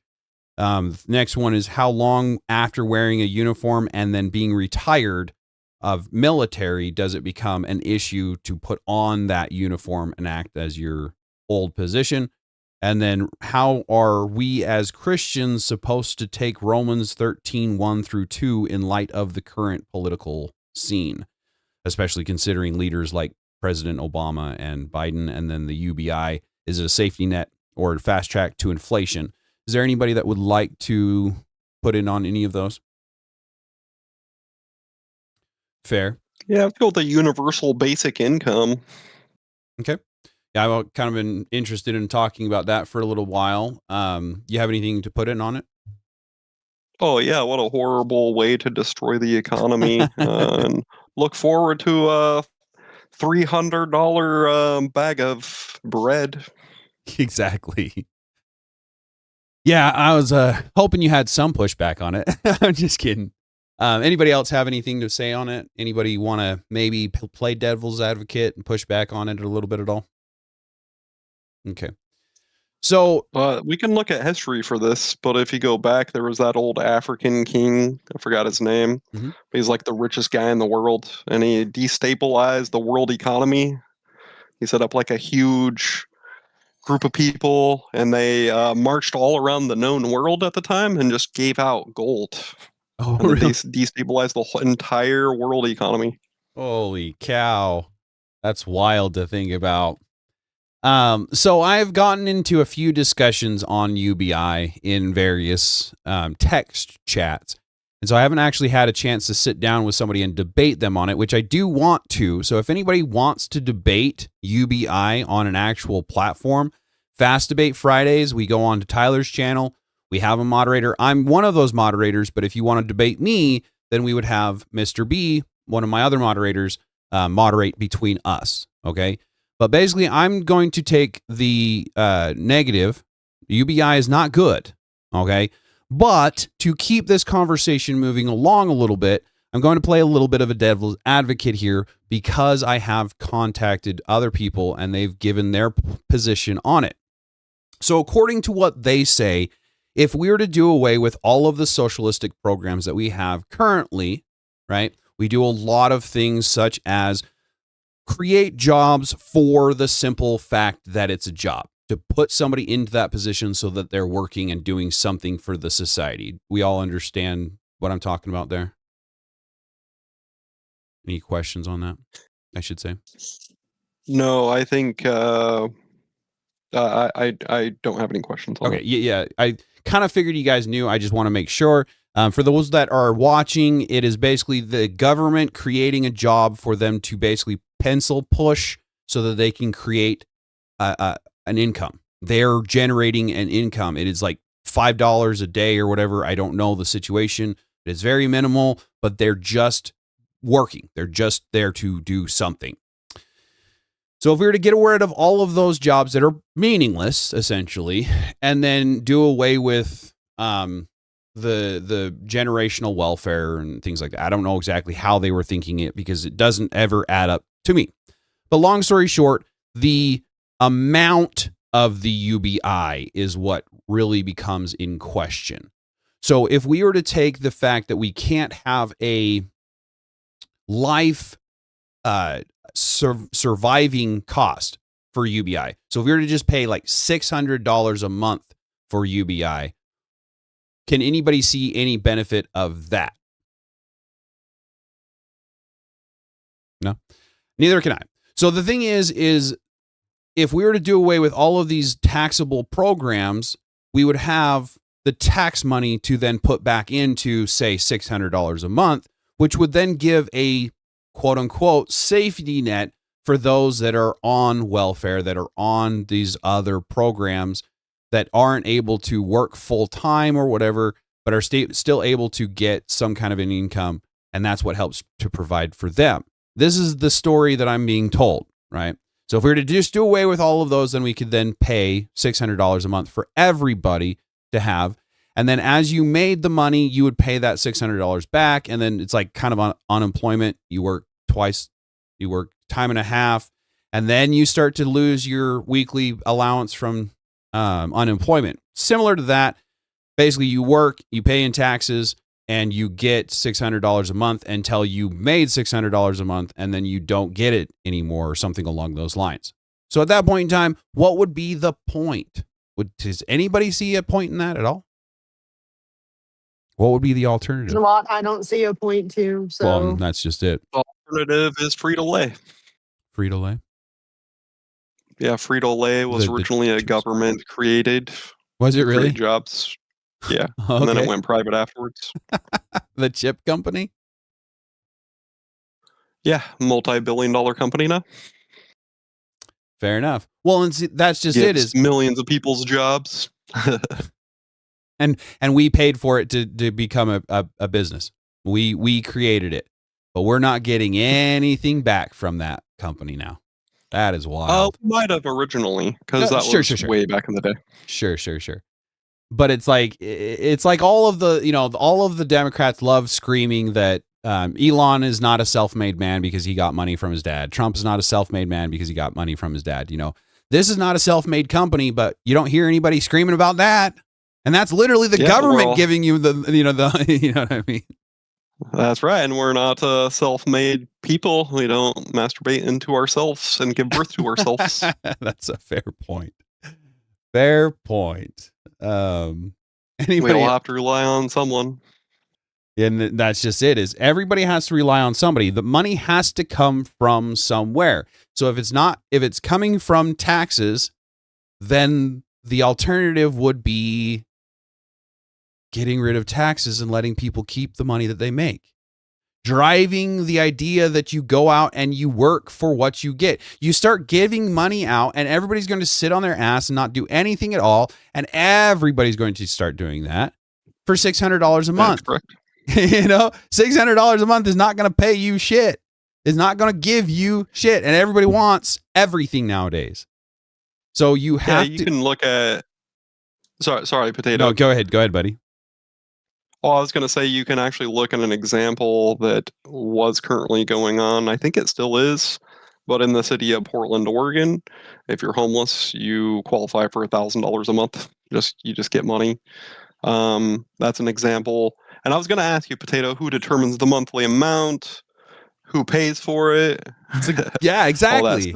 Exactly. So, okay. So, let's say we'll say that the determining amount goes off of vote. Okay. So what does that do at that point in time? Right? Anybody want to put in on that? Because it's obvious, right?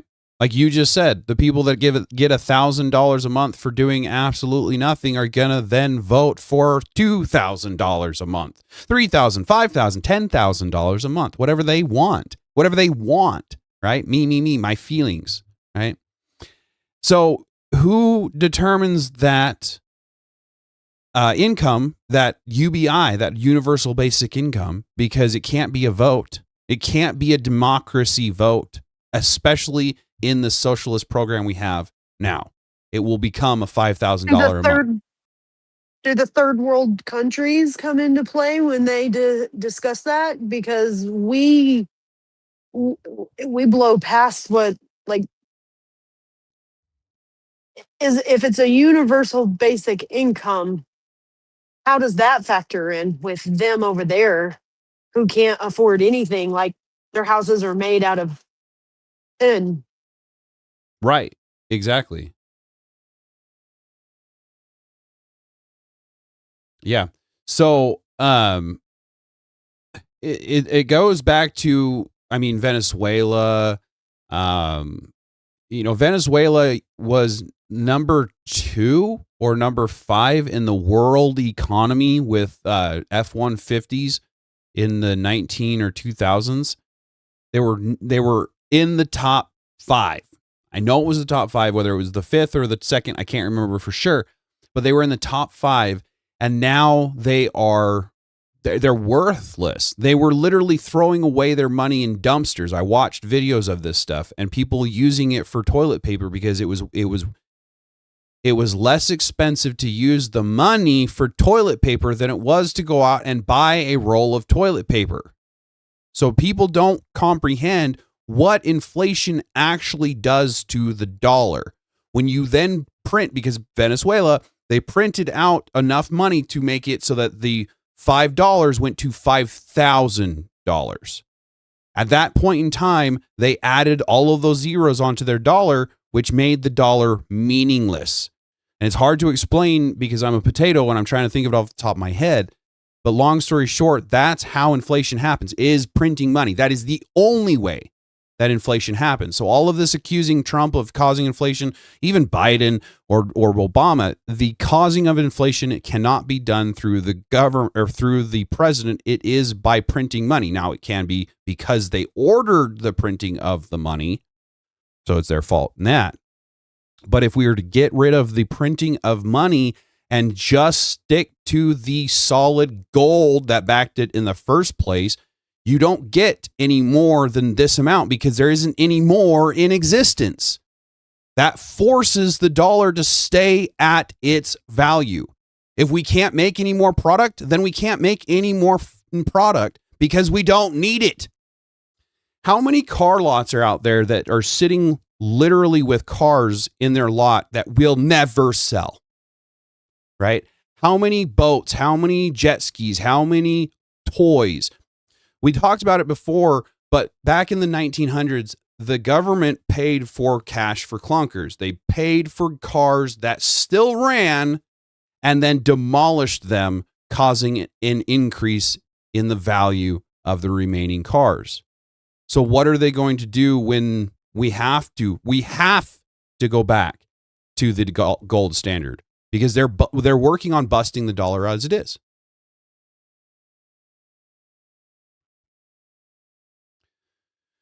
I don't have anything for this. Yeah, I'm not real sure where we can go with it because we all agree. I would like to get some pushback at some point in time for anybody that's watching.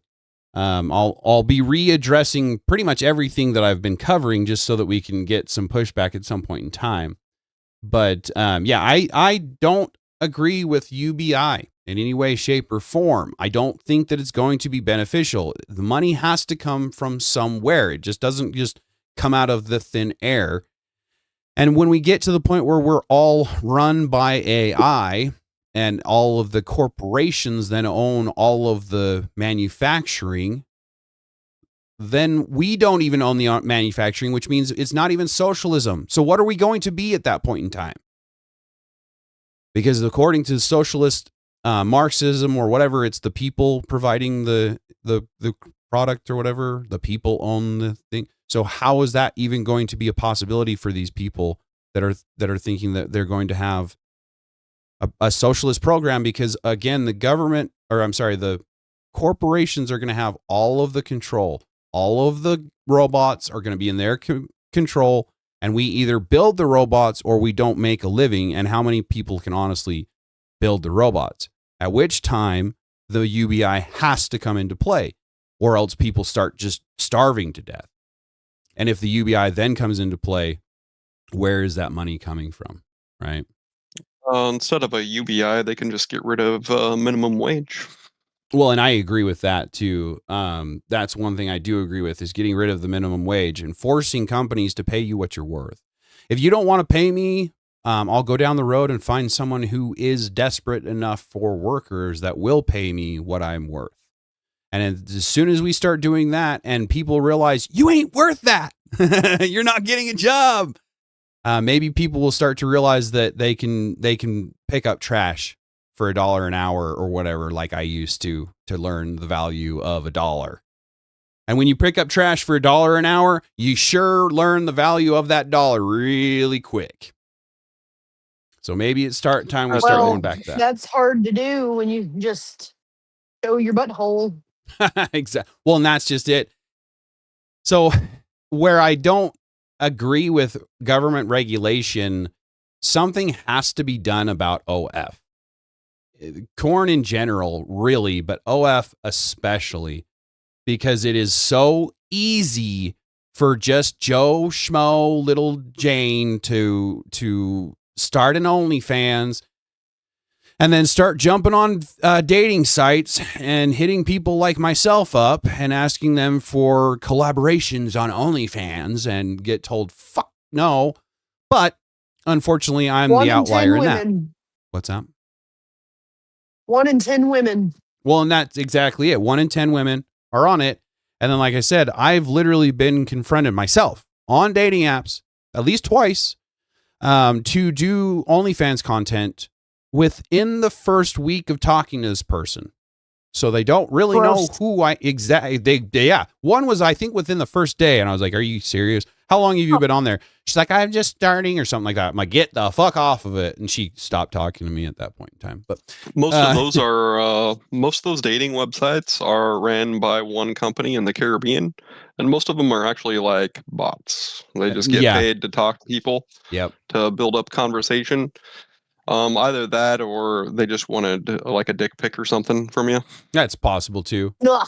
But unfortunately, I wouldn't be surprised if it was honest, if it was legitimately that they were trying to find a collab.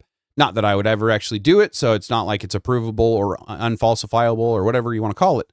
But yeah, I do agree with you there. A lot, I would say 80% of those websites now are bots or scams, one way or another.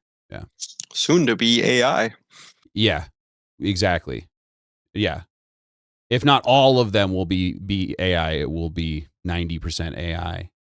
And then on top of that, go ahead, Trey. Oh, I was just saying it's interesting that we're exchanging our drinking water, which cools down the supercomputers that power AI, in exchange for just a quick rubbing. Sure. Yeah. Ah. Yeah. Well, and the thing is about AI and OnlyFans and all of that, dating sites and all that, is they have so many apps now that can literally change a man into a woman, and then you're being scammed not just by AI, but a man that's gooning on you, essentially gooning on this fake female. Like, that is some Inception level gooning shit going on, and I'm tired of it. But I don't know exactly how to regulate that without getting rid of OnlyFans, because that is literally the platform that everybody can go on no matter what. Probably be like a public media decency law. That's fair. Yeah, I would agree with that. What was that, Homestead? You just said as long as you're 18. Well, and that's just it. Is we have to have the ability to have free will. So if you're 18, we can't really control your actions. But this idea that as soon as they turn 18, they're already on there posting their pictures. If, like, again, going back to what little Tay, Piper Raquel, both of them started within the hour that they turned 18. So from midnight to 1, they made $1 million and things like that, which means those pictures were prior to that midnight clock chime, which means they weren't of age. But who decides the arbitrary line of age? And just like, it's all just such garbled gray area BS, and I'm tired of it. We need to get back to gray and black and white. What was that, Homestead? Go ahead. That's where it's a chain reaction. So these women have got to quit doing that, and the men have to quit paying for it. Exactly. Because the incentive there is that they have $1 million within an hour. And all these girls, the 1 in 10, out there thinking that they're going to be the next one to get $1 million, and they're making $200 a month extra. They're still having to work, but now everybody at their work is finding out that they're for sale. Exactly. Exactly. They're ruining their reputation. They're ruining their presence. They're ruining their kids when they get old enough, because no matter how much they make, no matter how little time that they do it, once they've shown that pic, it is there forever. It is online. Someone's picked it up and saved it for their own personal stash and then share it with their friends or whatever, besides the fact that internet itself doesn't really go away.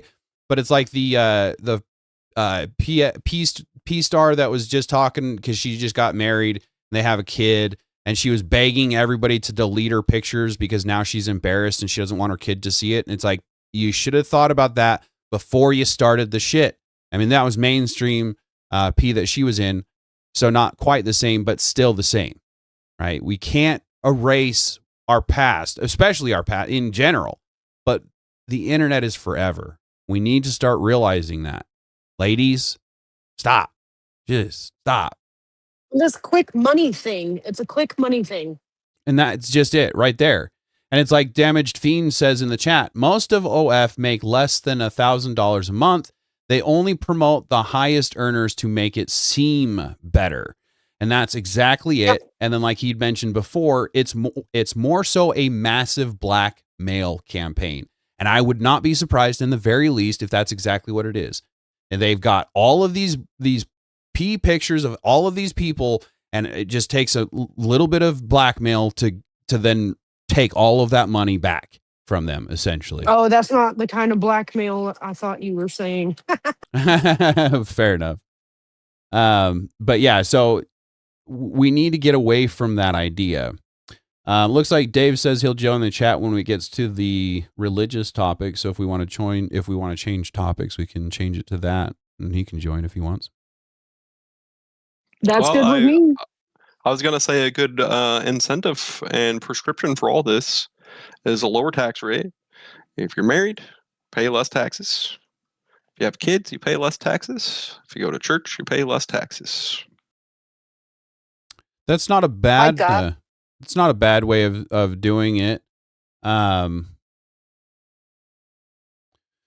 We kind of already have that to a certain extent. You have kids and you get more back in taxes, but yeah, we need to get to a flat rate somehow. And then if we were to do something like that, then I can understand. But the loopholes that the rich have, and what we call loopholes, are just standard for them, but they are able to skirt anything that they want. And so, how many of them are going to use those loopholes, if you will, to then just not pay at all, right? So that is an interesting take for sure, though. Yeah, isn't it like 40% of Americans don't even pay taxes though because of the child care or the child tax credit? That's a good possibility. That's part of the reason why I bring that up. Is there's so many people out there with kids that don't. They do, but then they get that plus more back at the end of the year. So they're not paying in, but they will say that they're paying in. Oh, I pay. But at the end of the year, you've paid in $5,000 and you get back $8,000. You're not paying in. You're a drain on the economy. And so that's why I say that is if we were to do a flat tax and then do those loopholes or those stipulations, I guess if you will, that would be an interesting way of doing it. I'm not an economist, so I don't know the ramifications of that, but that would be an interesting take for sure. That's what they do currently, like for women. If you like in some of the states, if you're a woman business owner, you pay 1% less tax or 0.5% less tax.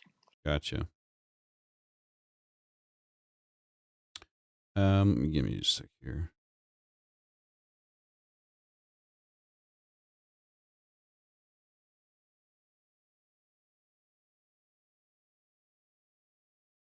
They also give you a tax incentive if you hire people straight out of jail, known as a first step company. What was that? I'm sorry. Oh, you get a tax break if you're a company, if you're a first step company. Oh, gotcha. Yeah. And I understand. I can agree with the things like if you're with your church, if you own a business, well, like there's certain things that you pay or you're doing for the economy more than just paying the taxes. So like, for example, my job is building the infrastructure that we all live in, right? That's doing something more for the environment, for the economy than just paying in taxes. And then I go out and I pay another over half of my tax. You know what I mean? Because I'm a self-employed person, so I pay about 3 times the taxes per someone that's being paid hourly, because I'm paying my wage, if I were to be someone's wage slave, their tax wage, and then I'm paying my overhead and all of the taxes associated with that. So there's a lot more involved with self-employment than people understand and comprehend, really. So I can see where you're coming from there for sure. That's an interesting take. Yeah, exactly. Don't call it art. I'm no economist. Potato. Yes, that's right. It's the economisties. Okay, so Dave, if you're still in the chat, so if you want to jump up, we'll change topics. If you don't want to jump up, I'll probably end the stream here pretty quick, just because it's getting that time. We don't have much pushback, but if you would like to join the panel, I would like to have you for a little bit. Anything else on that? Leia, you've been quiet for a while. You just good with sitting there, or are you waiting for a time to speak up? Oh no, you know me. I'll jump right in. Or at least try mannerly. Okay. So I was elbow deep in raw chicken. Okay. But I pretty much am agreeing. Universal basic income. Do. Yeah. Ew. Yeah. Okay. I just wanted to make sure that there wasn't anything that you wanted to add to it. I realize you agree, but again, if I see a green line pop up, I try to give them the floor for a little bit. With some people, there's a little less leeway and things like that, so I always want to give people the leeway when I can. And then other than that, I appreciate you. Yeah, I appreciate you being on the panel. Any engagement that I can get being here shows people that there's people that want to be here. So it doesn't matter if you're not even saying anything. I appreciate you being here. I just want to make sure that you can if you would like to. And again, if anybody's in the chat, I know that we've got like 5 viewers is all we've got. It's kind of sad for my streams. I'm disappointed, guys. But if you're in the chat and you would like to join these panels, or you know anybody that would like to join these panels, anyone is welcome. I'm trying. I'm new, right? I'm not the best at this. So please understand when I give somebody the floor over someone else, it's not because I'm trying to be biased. I'm just trying to pay attention to the chat and pay attention to the panel and give everybody the room. There's a lot going on. What was that? Yeah. I was saying it's a lot. It's a lot. And you're doing just fine. I appreciate you saying that, because it is a lot. And I've been told a couple of times, they're like, you pay attention to the chat and you still pay attention to the conversation fairly well. That's impressive. I wouldn't be able to do it, kind of a thing. And sometimes I lack, but I appreciate you guys. No, I think you're doing just fine. Awesome. It's very impressive for someone who hasn't been doing it for a while. So oh, fair. You're doing great. Thank you. I appreciate that feedback. I really appreciate you guys. Okay, so was there anything else on that topic before we move to a different topic? I'll give Dave a little bit longer to come up if you want to, before we start on the religious. So if we want to talk about something else, we can. Come forward, Dave. Always enjoy talking to you in the Discord. Right? Yeah. So while we're waiting, I'm not very good with religion, so. Well, and so again, you don't need to like push back a lot. Any input, even if it's just like, yeah, that's great. It shows the people in the audience how many people agree, right? We need the people understanding that we all stand united again. It doesn't matter if you're off in the background just sitting quietly. If you just pop up and say, yeah, I agree with that. It shows that you're not sitting there stewing in the back, waiting for a time to come in at me with claws and fangs, right? So with you piping up and saying, I'm here and I agree with that, you're showing solidarity to me. And that's important. Okay. That's a great point. I never thought of it like that. Yeah, I think of things weird. I am a potato after all. I take things in a different light, and that's why I started my panels and why I started my podcast, is to bring people to a different way of thinking and a different way of seeing things. So I appreciate you saying that. Okay, so Dave, you are welcome to. Do you have anything to put in, or would you like me to read the prompt? Yeah, there was some prompt, but I don't remember what it was. Okay, I can read it. So I'm assuming the prompt that you're talking about is the only one that's really religious. It says, how are we as Christians supposed to take Romans 13, 1 through 2 in the light of the current political scene, especially with consideration to the leaders like President Obama, Biden, Iran, if they were to take over, what would we do in those cases if Sharia law, for example, were to take over? How would we? Well, I think. Go ahead. I think first things first, we got to read Romans 1-2 to see exactly what it says. Okay. Yeah, I'll reread it. I read it at the first, but I'll reread it. It says, every person is to be subject to the governing authorities, for there is no authority except from God, and those which exist are established by God. Therefore, whoever resists authority has opposed the ordinance of God himself, and they who have opposed will receive condemnation upon themselves. Okay, so I think that particular verse you have to take into context. In Hebrews, he was right. Paul was writing a letter to a very specific people that were literally running amok, like they were going wild. Okay. So I think what he was trying to do is he was trying to tell those people that in that instance, because like I said, the Bible you have to read fully in context. Right. If you're going to choose to pick one verse here and one verse there, then you're going to misconstrue just about everything. Correct. So when he was talking to those people, writing that letter, I think back then they were looking to the priests as the governing authority. Nowadays, we don't look at the priests as the governing authority. We look at the dudes we voted in. Right. So it's a little bit different than it was 2,333 years ago, I think. Right.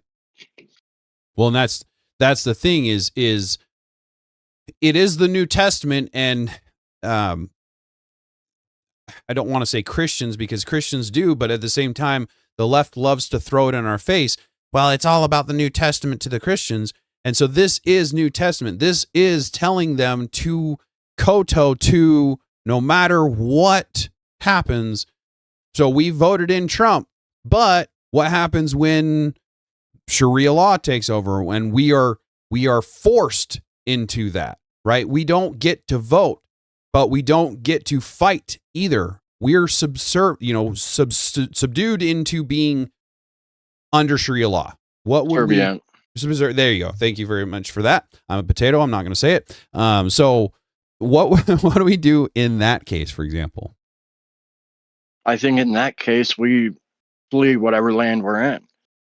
In that case, if the Sharia law is to take over, then you're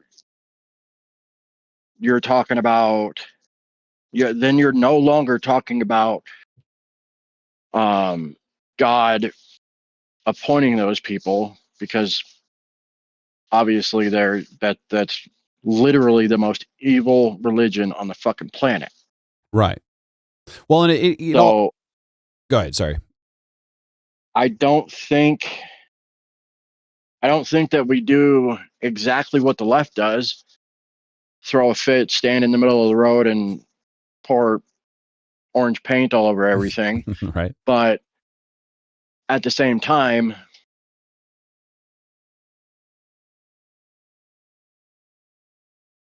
in order to fix the voting system and to fix the in order to not let that happen, we have to fix the culture first. Right. So if that does happen, it's because we let it happen. Yeah. Yeah, I would agree with that as well. So yeah, even in that instance, I would say we follow what the government says. We don't have to like it. We can speak out against it, because Paul didn't say anything about speaking out against it. Right. Right. Well, we can absolutely speak out against it, but we don't do what the left does. We don't throw a fit and riot, and we hold our moral high ground, is what I'm saying. Yeah. Hey, Dave, Isn't do you that think what we we've should be been? blind to the moral high ground just a little bit to offset that? Wait, what?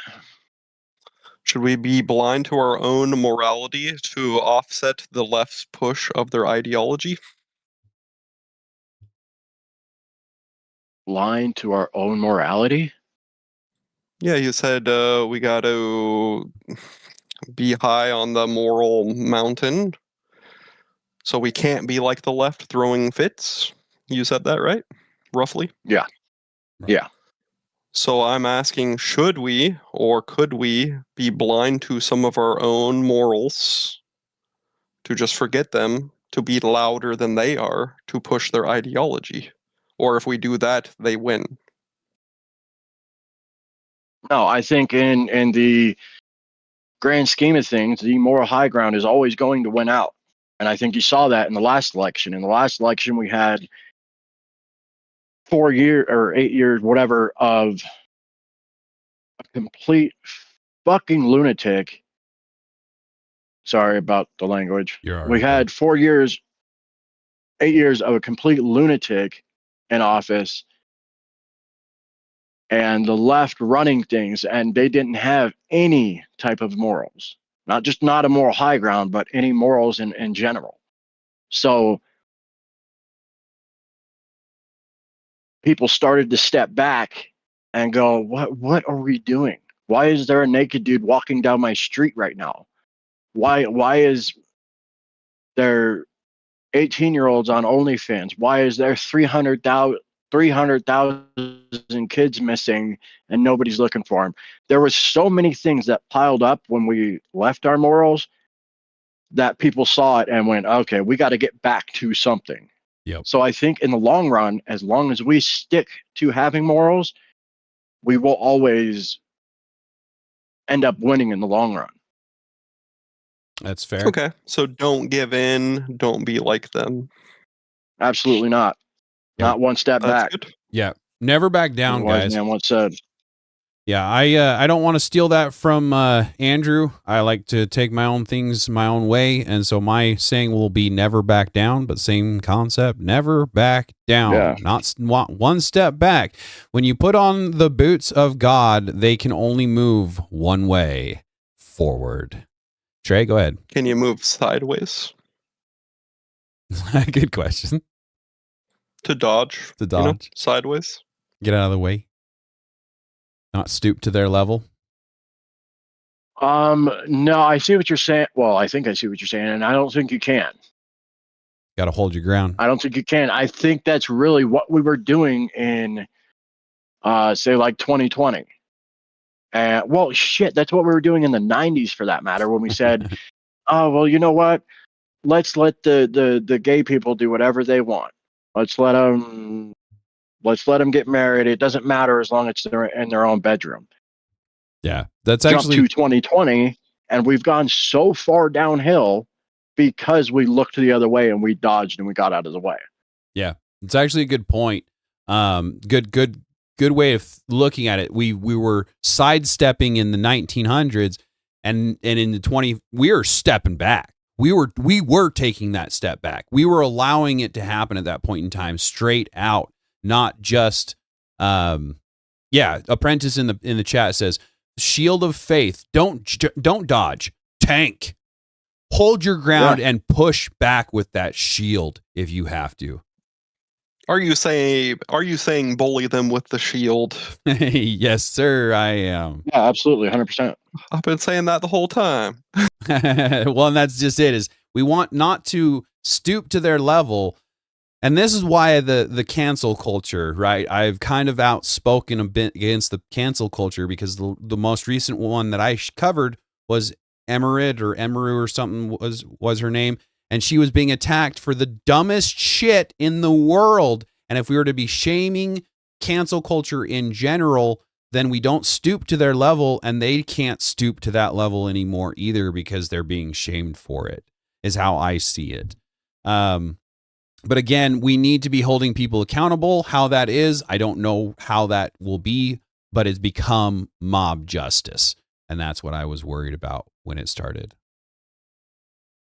V for Vendetta. V for Vendetta. Yeah.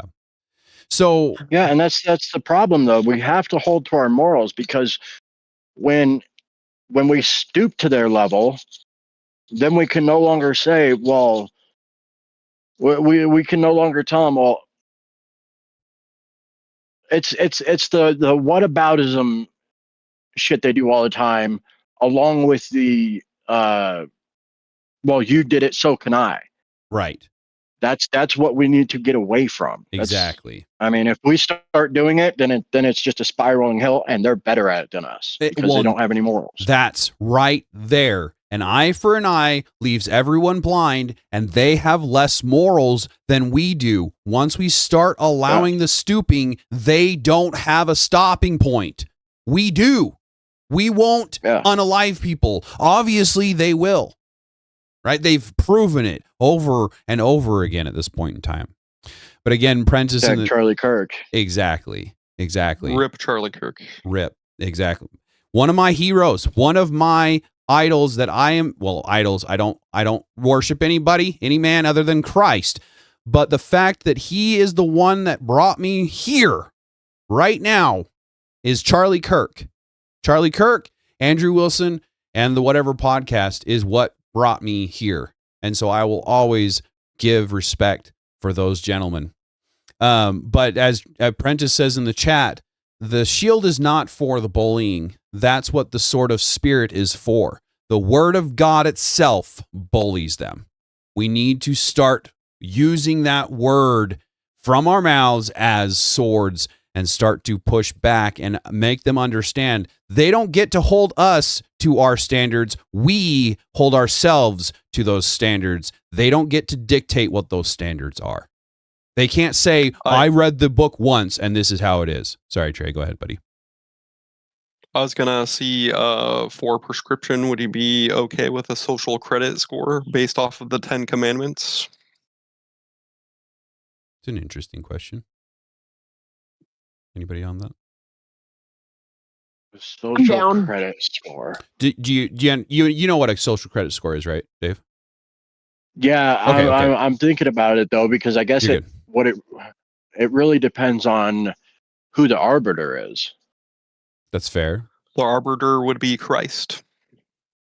Okay, but who's interpreting Christ is what I'm saying. That'd be a toughie. We'll say. Come on, guys. How Get those likes up. Don't be a ninja watcher. An artificial intelligence. Ninja. No. Please like the stream, guys. Please like the stream. I don't like robots.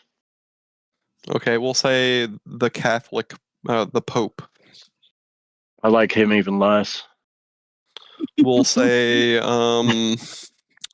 rando church father or the government. I would say a judge. I would say a judge.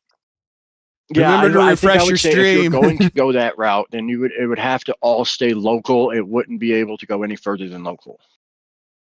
Oh, that does make sense. There's no sense in having a social credit score if you never visit DC. Right. Yeah, I would say it would all have to stay local. So local government then?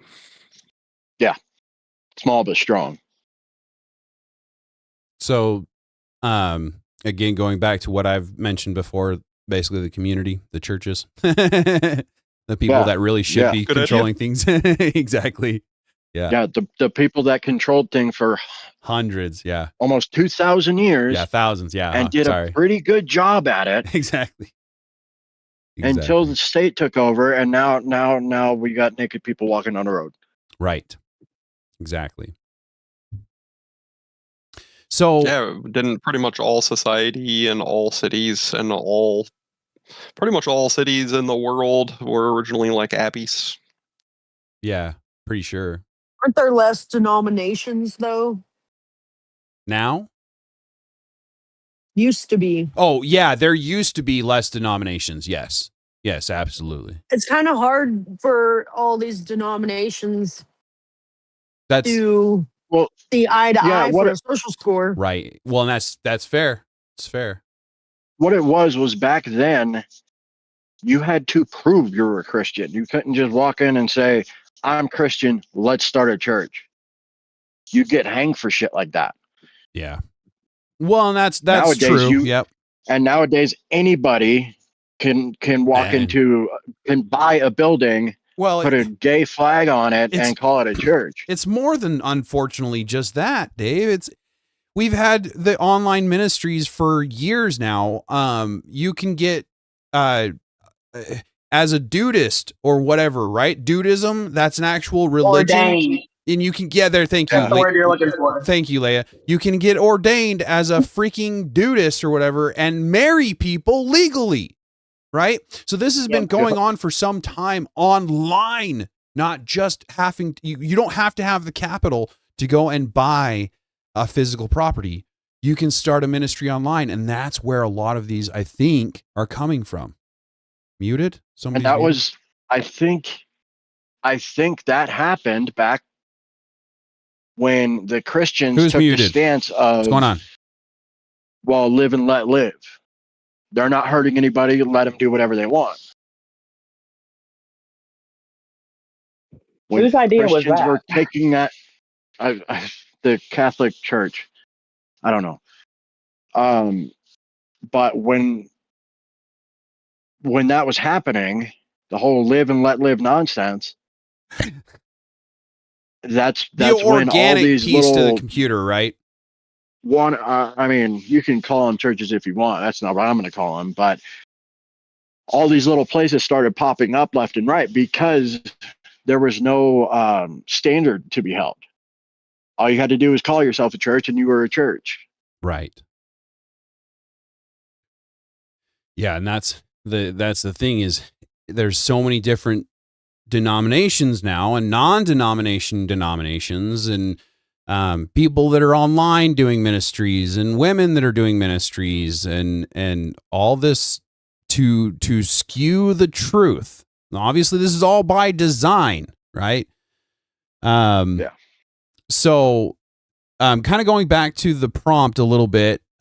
So if we were to get under a different law and we couldn't do the base reason we're put here and they've denied us to be able to have kids, how would we fight back against that? What would our recourse be?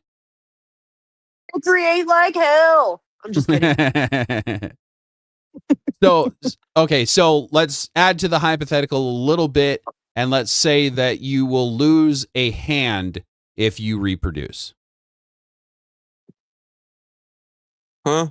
That's horrible. Like, I think being as an organism, as a human, you would just like unrelentless violence to fight against that. Well, and it's in your DNA to procreate. Like, it's an undeniable. Just like a bear has to hibernate, people need children. Like that's Well, a I'm hard totally. one. How would you fight that? I'm completely lost here. Who is cutting off hands? Okay, so the hypothetical is, say we get under a rule that they have decided that we can no longer have kids as Christians. Like the say it's Sharia law or whatever, and they've decided that Christians can no longer procreate. It's only going to be Muslims, and so that's how they're going to take over. And if you reproduce, you lose a hand. I'm pretty sure this hypothetical has been done with Andrew and somebody else once before, but I'm just kind of curious on it. Can I answer on this one? Yeah, go ahead, Leigh. I don't think it has to do with like, oh, we have to outbreed and find sneaky way. I mean, I think the answer for me would be get rid of the Muslims. Fair. Okay, how? That was going to be the next question. With a boat? Well, that's a really good question, and I feel like obviously just getting rid of, like ultimately, the ultimate getting rid of would probably not be great. And as Christians, I feel like we would definitely need to be called for that. I mean, how do we get rid of them now, right? It's kind of a struggle. Deportation, for sure. Definitely take them out of power positions, since that's what we're worried about in this hypothetical. Maybe ultimately get rid of a couple of them to send a message. I don't know. You wait for them all to get down on their knees and start praying and just take them out. Violence is okay if it's righteous. Yep. I mean, If they're we didn't killing us have righteous, first. Okay, if we now didn't we're have going to go back to. Now we're going back to the fact that we have the Constitution in this country, and that's not. I mean, that's not super realistic, right? So realistically, Wait, how do do we we still solve the have the problem? Constitution in the hypothetical? Because in the hypothetical, they're cutting off our hands if we reproduce. So surely there's no Constitution in this hypothetical. It's actually a good question. Yeah. So in the hypothetical, we'll say because it's basically the Muslims taking over Sharia law. So I don't know what the terms of Sharia law is, but it would be essentially that constitution or whatever you want to call it. So they've made up their own laws at that The point. Okay, but Quranitution. Sharia law, Sure. if we're going full Sharia law, it says to kill anybody that doesn't convert. So, I mean, it would be taken care of relatively quickly. We would either go to war Touche, or Dave. Touche. we would all be dead. Touche. Okay, we'll say it's a hypothetical another tribe essentially, and they don't have to unalive them, but they're going to cut that lineage off by any way necessary. So this is the first, if you But if you have a basically, kid, what you're asking, go ahead. basically, what you're asking is what would you do if you were alive in Germany in 1940? Right? Hold on for just a sec. I'm sorry. TNT, what is going on, man? That settles it. I'm deleting my YouTube as soon as my subs expire. I'm going away with this gay platform. Well, man, please don't do that. I need to get on Rumble or something, I guess. So if you're gonna go to Rumble, but anyway, sorry, Dave. What was your question now? Oh shit, I don't know. Sorry, that was my bad. Something.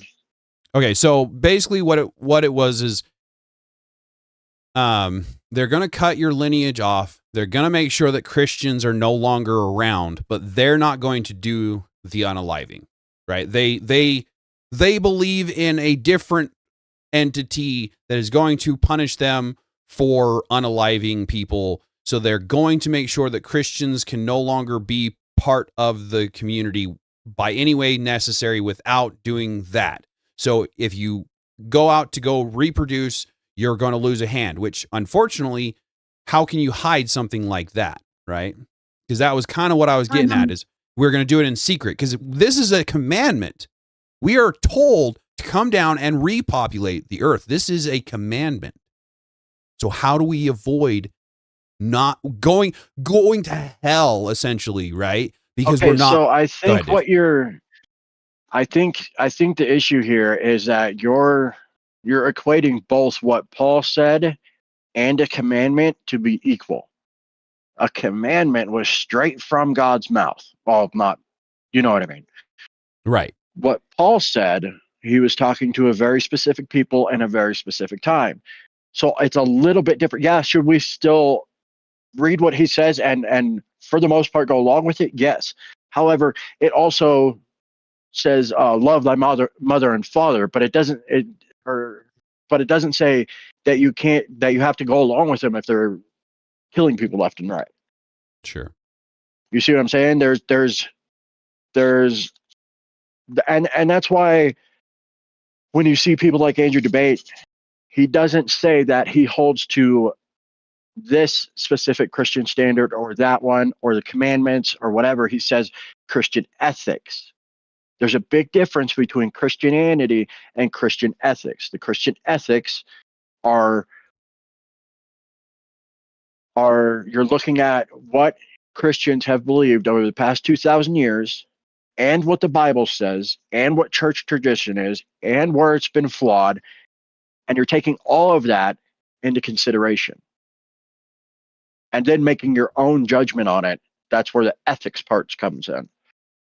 So I think that's what we as Christians have to do. We have to make our own excuse me, we have to make our own judgments, but we're not the arbiters. We don't go around and willy-nilly say, nah, that part didn't matter, this part did matter, so on and so forth. We have to take everything into context, what has happened over the past 2,000 years, put it all together, and then make our decision.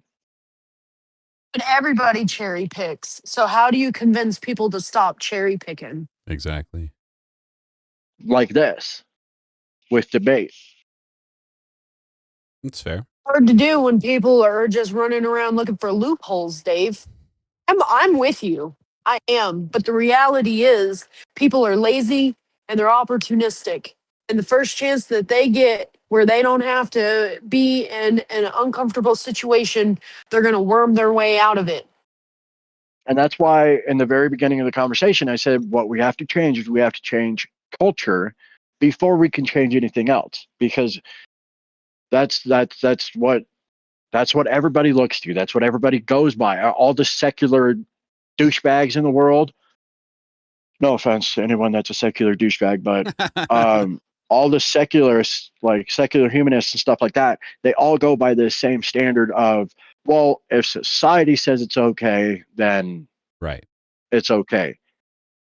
But we have to, as a society, so that we can convince the secularists and everybody else, we have to change the society and help those people along. When their worldview doesn't make sense, we have to show them that it doesn't make sense. That's the only way you're going to get through to them. So you're talking about trying to convince leftists again, because that is a black hole. You're going to get sucked in and nothing is going to change. Right. Okay, then why do anything ever? I don't know. I don't. Y'all are doing way better than I could. I see it as being hopeless. So y'all doing what y'all are doing is amazing. I couldn't argue with them. I can't. Like Sure. last week Well, and when that's Alter was on here, I had a hard time not spurting out. yeah, that's what it all comes back to, is the fact that there's some people in the world that are just not cut out for debate. You know, Right. like, and I'm one of them sometimes. Sure. There's some issues that come up where I'm like, if you're going to sit here and try to argue with me that Muslims have a better moral code than Christians, I'm going to spurt the fuck out. It's guaranteed. Fair.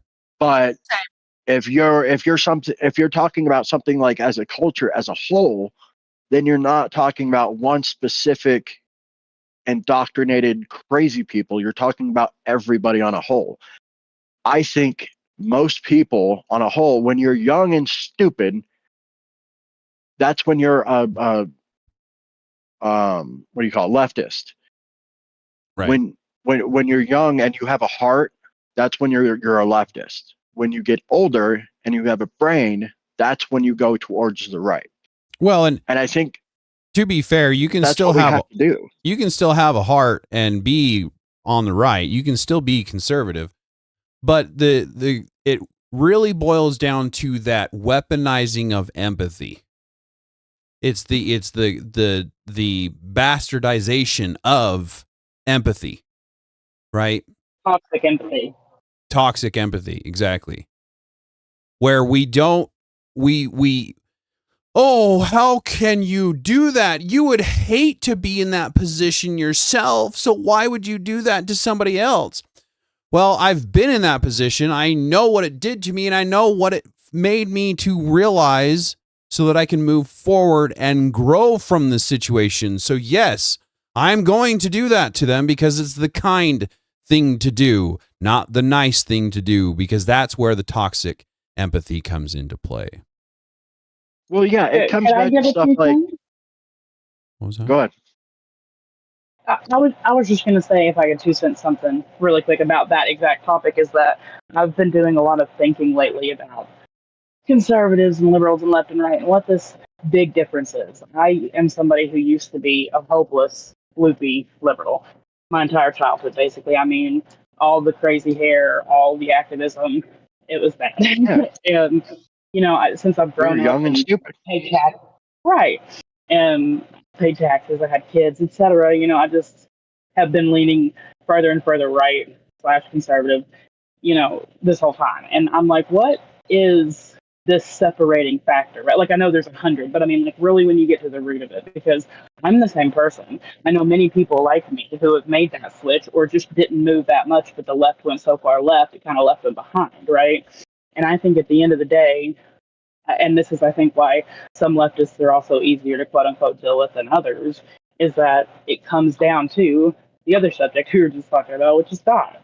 I think leftists tend to want to make each other their own deities that are responsible for helping everyone.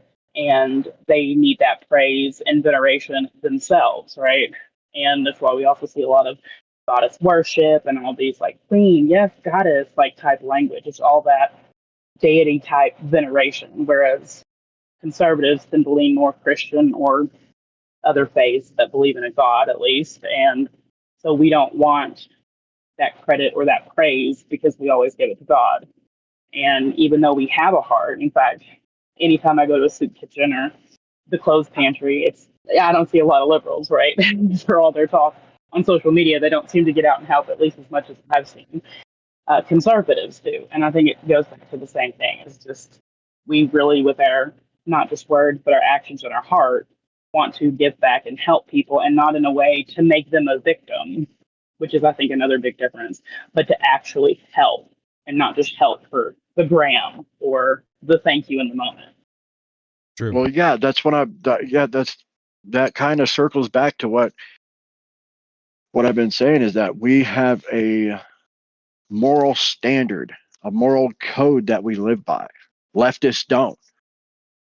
They don't Right. have anything. They can say that they have morals, and you can be a good person as a leftist. I'm sure. I've never seen one, but I'm sure you could. And you can. It's not outside the realm of possibilities for a leftist to be a decent person. However, when pushed, that's what matters. Is when they are pushed. When we are pushed, we resort back to something that is unchanging. That's Welcome why I in, say Mrs. Christian D. ethics, not Appreciate the Christianity, engagement. not a specific church or anything like that, but Christian ethics.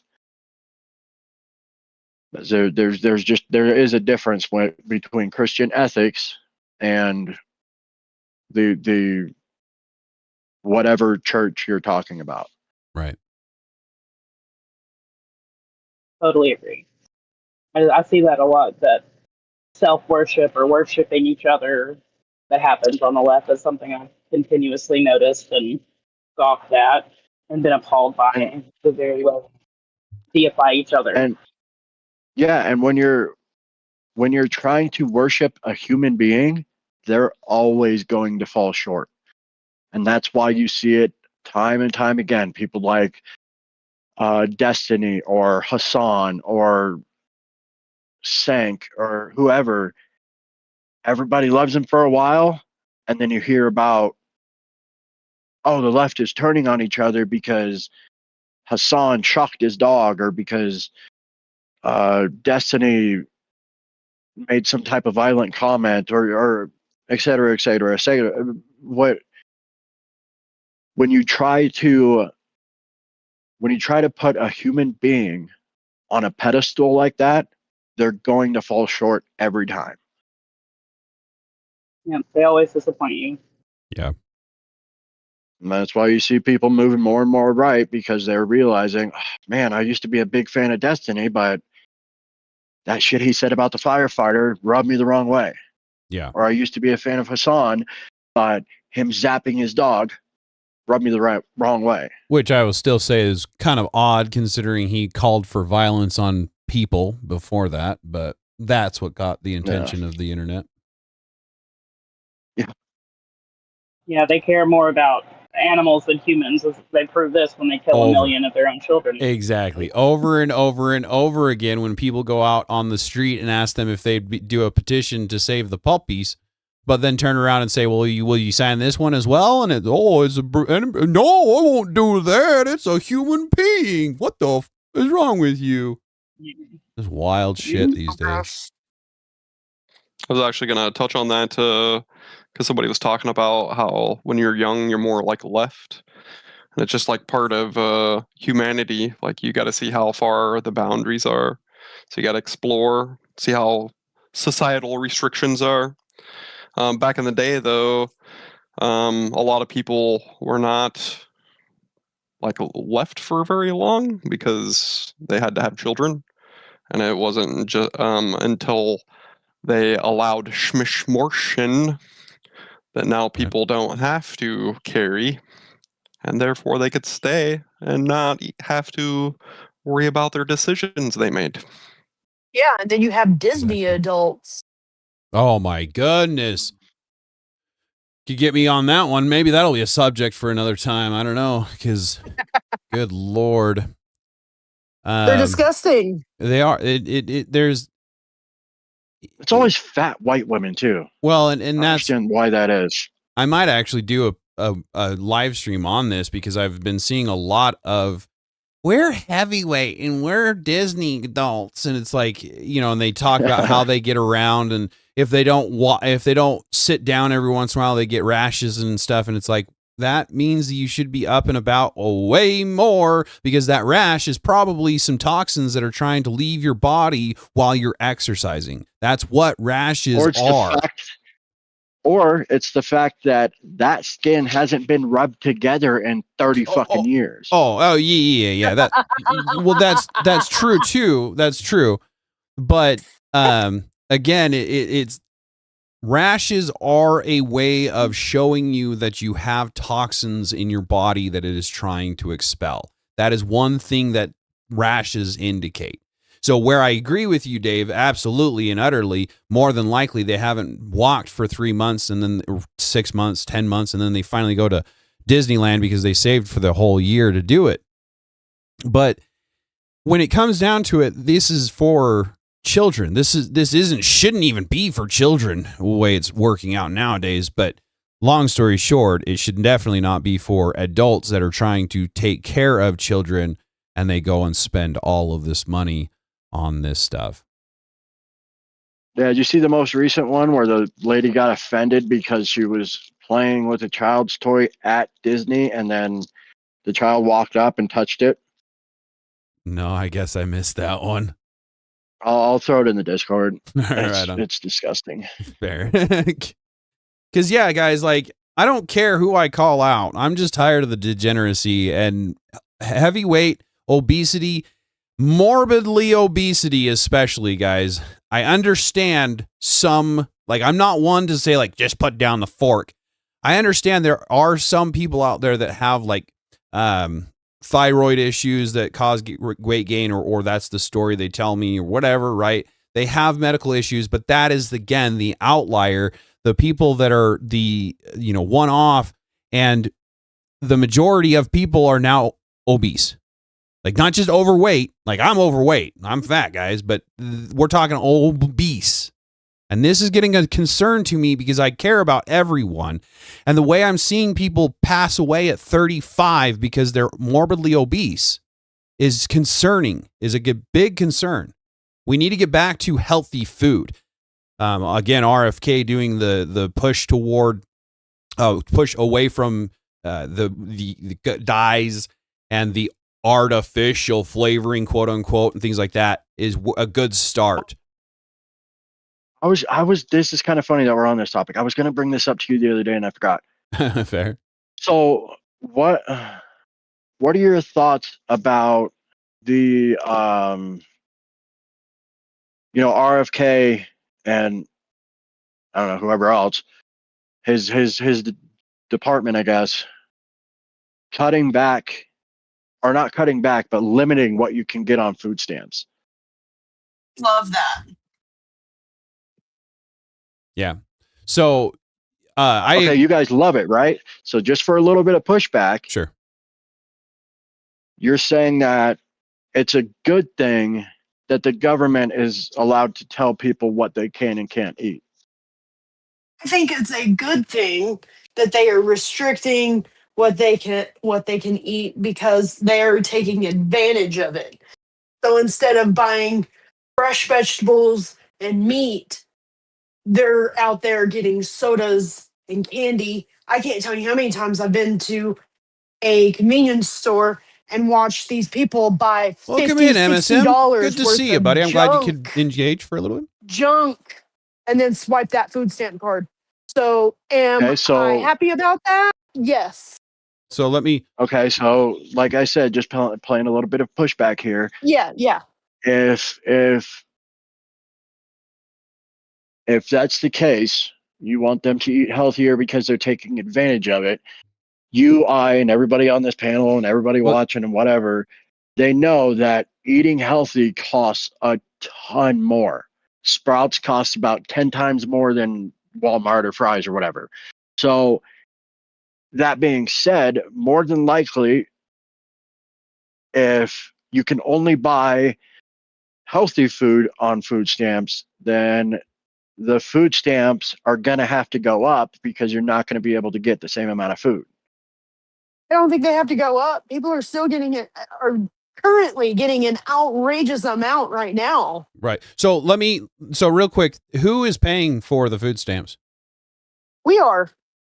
Well, Yeah. not me. I don't work, but Yeah. my husband. Yeah. So is the government really telling them what they can and can't eat, or are we, the people who are paying for it, telling them what they can and cannot eat because we are the ones who are paying for it? I'd say we're not telling them what they can and cannot eat. We are giving them money to assist in purchasing food. They can purchase food with their whatever food they want with their own money. And then if they need extra food, we'll pay for it. There you go.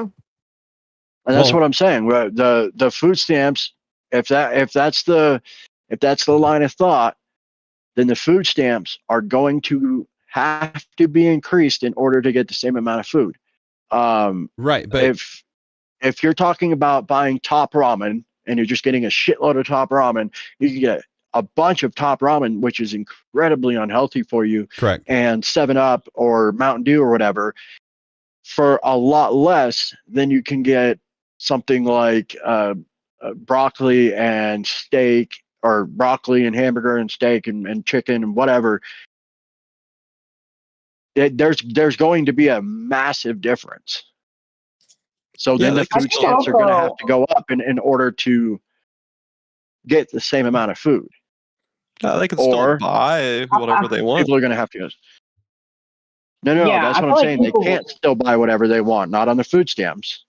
Well, the food stamps is food assistance, not food staple That's what I was main trying to source say. of food. Yeah, we need to get back to the I fact think that we're it's called forgetting. SNAP. The reason it's called SNAP is Yes. supplemental Yeah. nutritional assistance program. It is for the nutrition in the food, not just to fill your belly. So like Dave's saying, it should go up, but if we do away with the people that are generational welfare and could work, they just refuse to work because they've been given it from day one, then we get away from a lot of that expenditure, which means those allowance can go up fairly easily. However, like Homestead said, how many of them are actually way above their needed level, and how many could be cut back to make sure that the ones that are not above their level, because I know people don't get very much food stamps. I know them personally. So if we were to get get more of regulations there, then we could up those allowances and give them the nutrition again. And again, like somebody in the chat says, they could buy it themselves, and then like Trey was saying, kind of a thing, right? They do whatever they have to, and then we assist with the supplemental increase. Go ahead, Leah. Yeah, exactly. That I was literally just going to say that it's called SNAP because it's a supplemental nutrition assistance program, right? But yes, it's meant to be nutrition, and meant to not allow people to starve, but hopefully to be healthy also. But it's also meant to assist. It was never EBTs, food stamps were never ever meant to buy your entire month's worth of groceries. People treat it like that, but that's not what it's meant to do. It's meant to assist, supplement what you already would have to spend on groceries, right? And help you out and assist you. but it's not meant to Okay. just completely cover your bill. So you should Okay, so already what about be.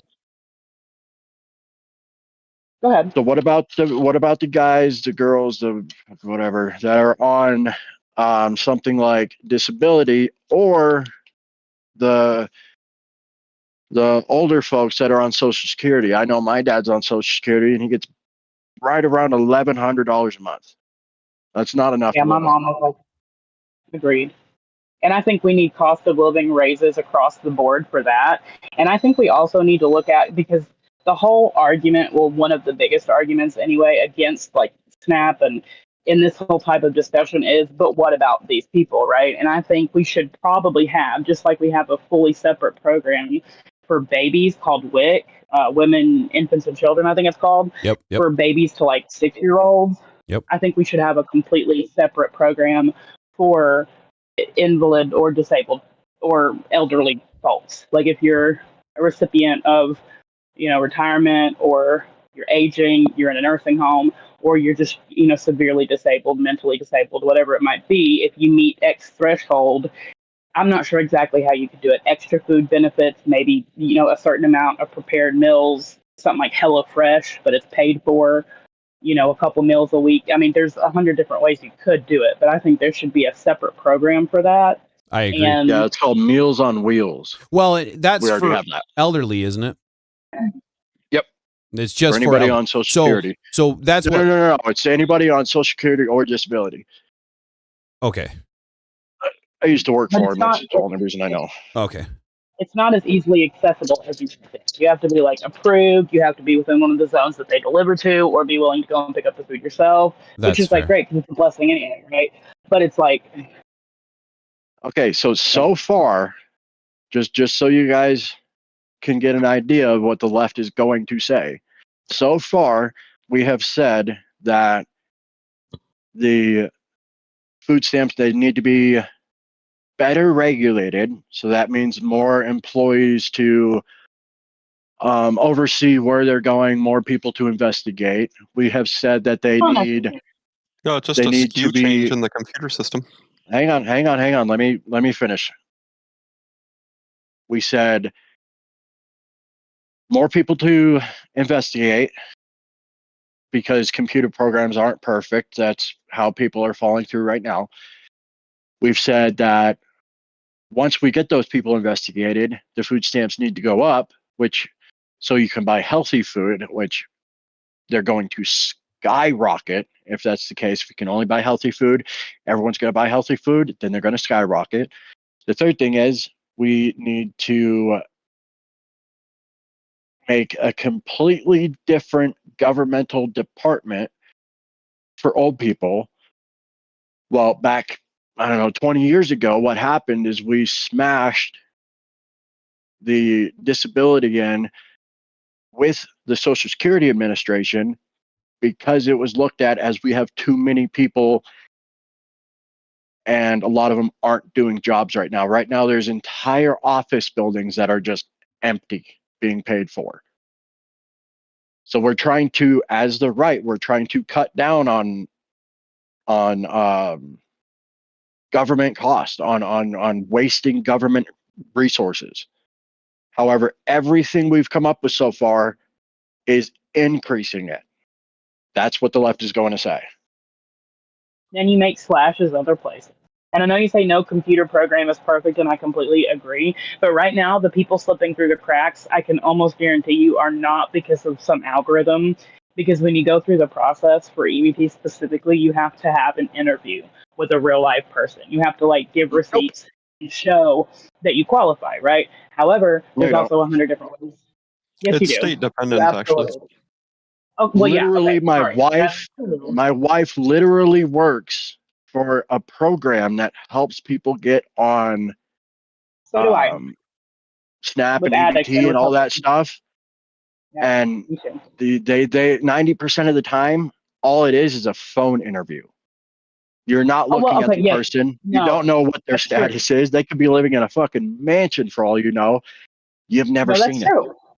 Yeah, that's true. Before, let me rephrase, because you're right about that. When I didn't mean like in-person interview, although I should have specified, because it used to be that you did in-person interviews, and when that changed was during COVID. So when COVID was going on, everybody, did everything over the phone, and they just kind of never went back to the regular interviews. But Mhm. that's how, like, originally it's supposed to be, and I would 100,000% like go back to that, the in-person interviews, for a million different reasons. And I don't know, a lot of people think I'm crazy for this, but as a recovered drug addict myself, I think mandatory drug testing should be a bar that's in the floor at this point. I'm sorry, but if you're using a bunch of dope, I don't want you on the state's dime. Like, I feel like that's fair. However, you can fail a drug test one time and still receive your benefits if you agree to go to rehab, right? Well, I'm not saying, well, screw them, let them starve. no, I agree with that. Fair. The biggest now thing we're is, also talking about a lot more governmental employees. but If everything has to be done in person and everything has to be done above board, and we have all these programs, we're talking about a whole lot more governmental employees to fill that gap. So can I just throw this out there? Y'all are not talking. The problem that y'all are really talking about, but y'all aren't saying, is the people who are taking advantage. Oh yeah, I said that. I just said it. Yeah, no, I'm with you. Yeah, that's exactly what we're talking about. Yeah, the Yeah, that's people who are exactly what we're talking It's not about. the But in order, people who need it. It's how do we get people yeah, to stop taking advantage? in yeah, the order to fraud. That's what I just investigate said. those people, you have to hire more government employees. So it's going to cost more money. No, Hey, Dave, that is before correct, you but how much money would we save in medical bills since exactly. these poor people won't need to go to the doctor's office as much for food-related illnesses?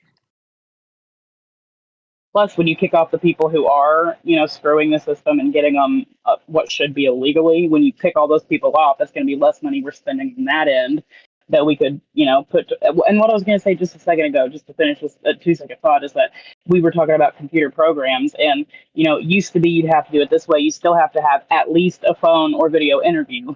But if we went back to doing it like they used to do it in person, your very first step when you go and you fill out your application online could be to run it through a robot. And before you even get an interview scheduled, it could detect. It could you could program it to do 100 different things, right? And weed out people. And then if they deny it, you have to go in person, make an interview, set up an interview in person to be able to appeal it and put like a 1 week time frame on it. Like, you got to get it done ASAP. And a lot of people are just going to give up if they're just trying to abuse the system. They're going to be like, "Ugh, that's a lot of trouble," right? But it's not ridiculous for somebody who really needs it.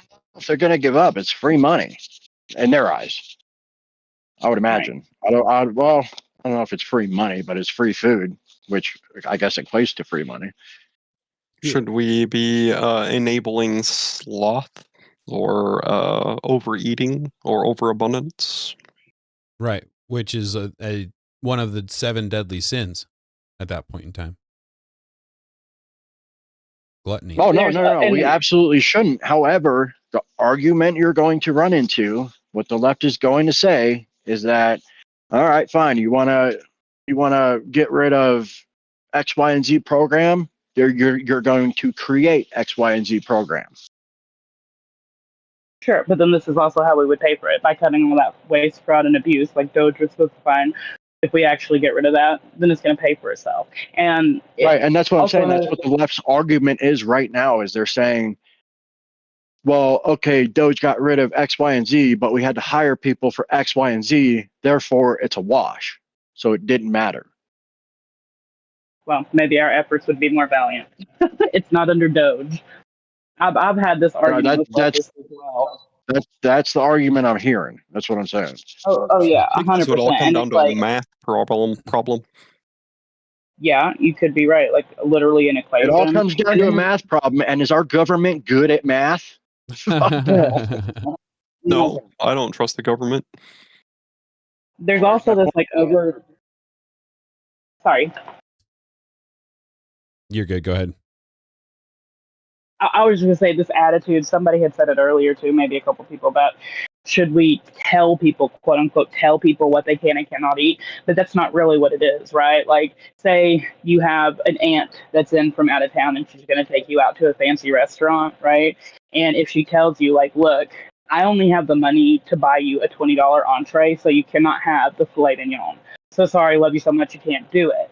Maybe this is a healthier option. Maybe it's even more expensive, but it's better for you if she cares about your health. Whatever the situation is, if someone's giving a kindness and a grace, I don't really feel like that's trying to somehow boss you around. It's not like they're saying you can't also buy X, Y, or Z with your own money. So this whole bossing people around and telling them what they can and can't eat argument is dead in the water, right?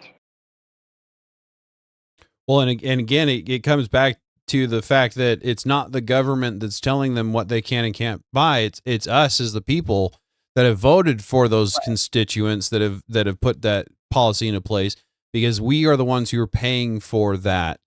We're the end. We're the end, taking them to dinner. What was that? Sorry.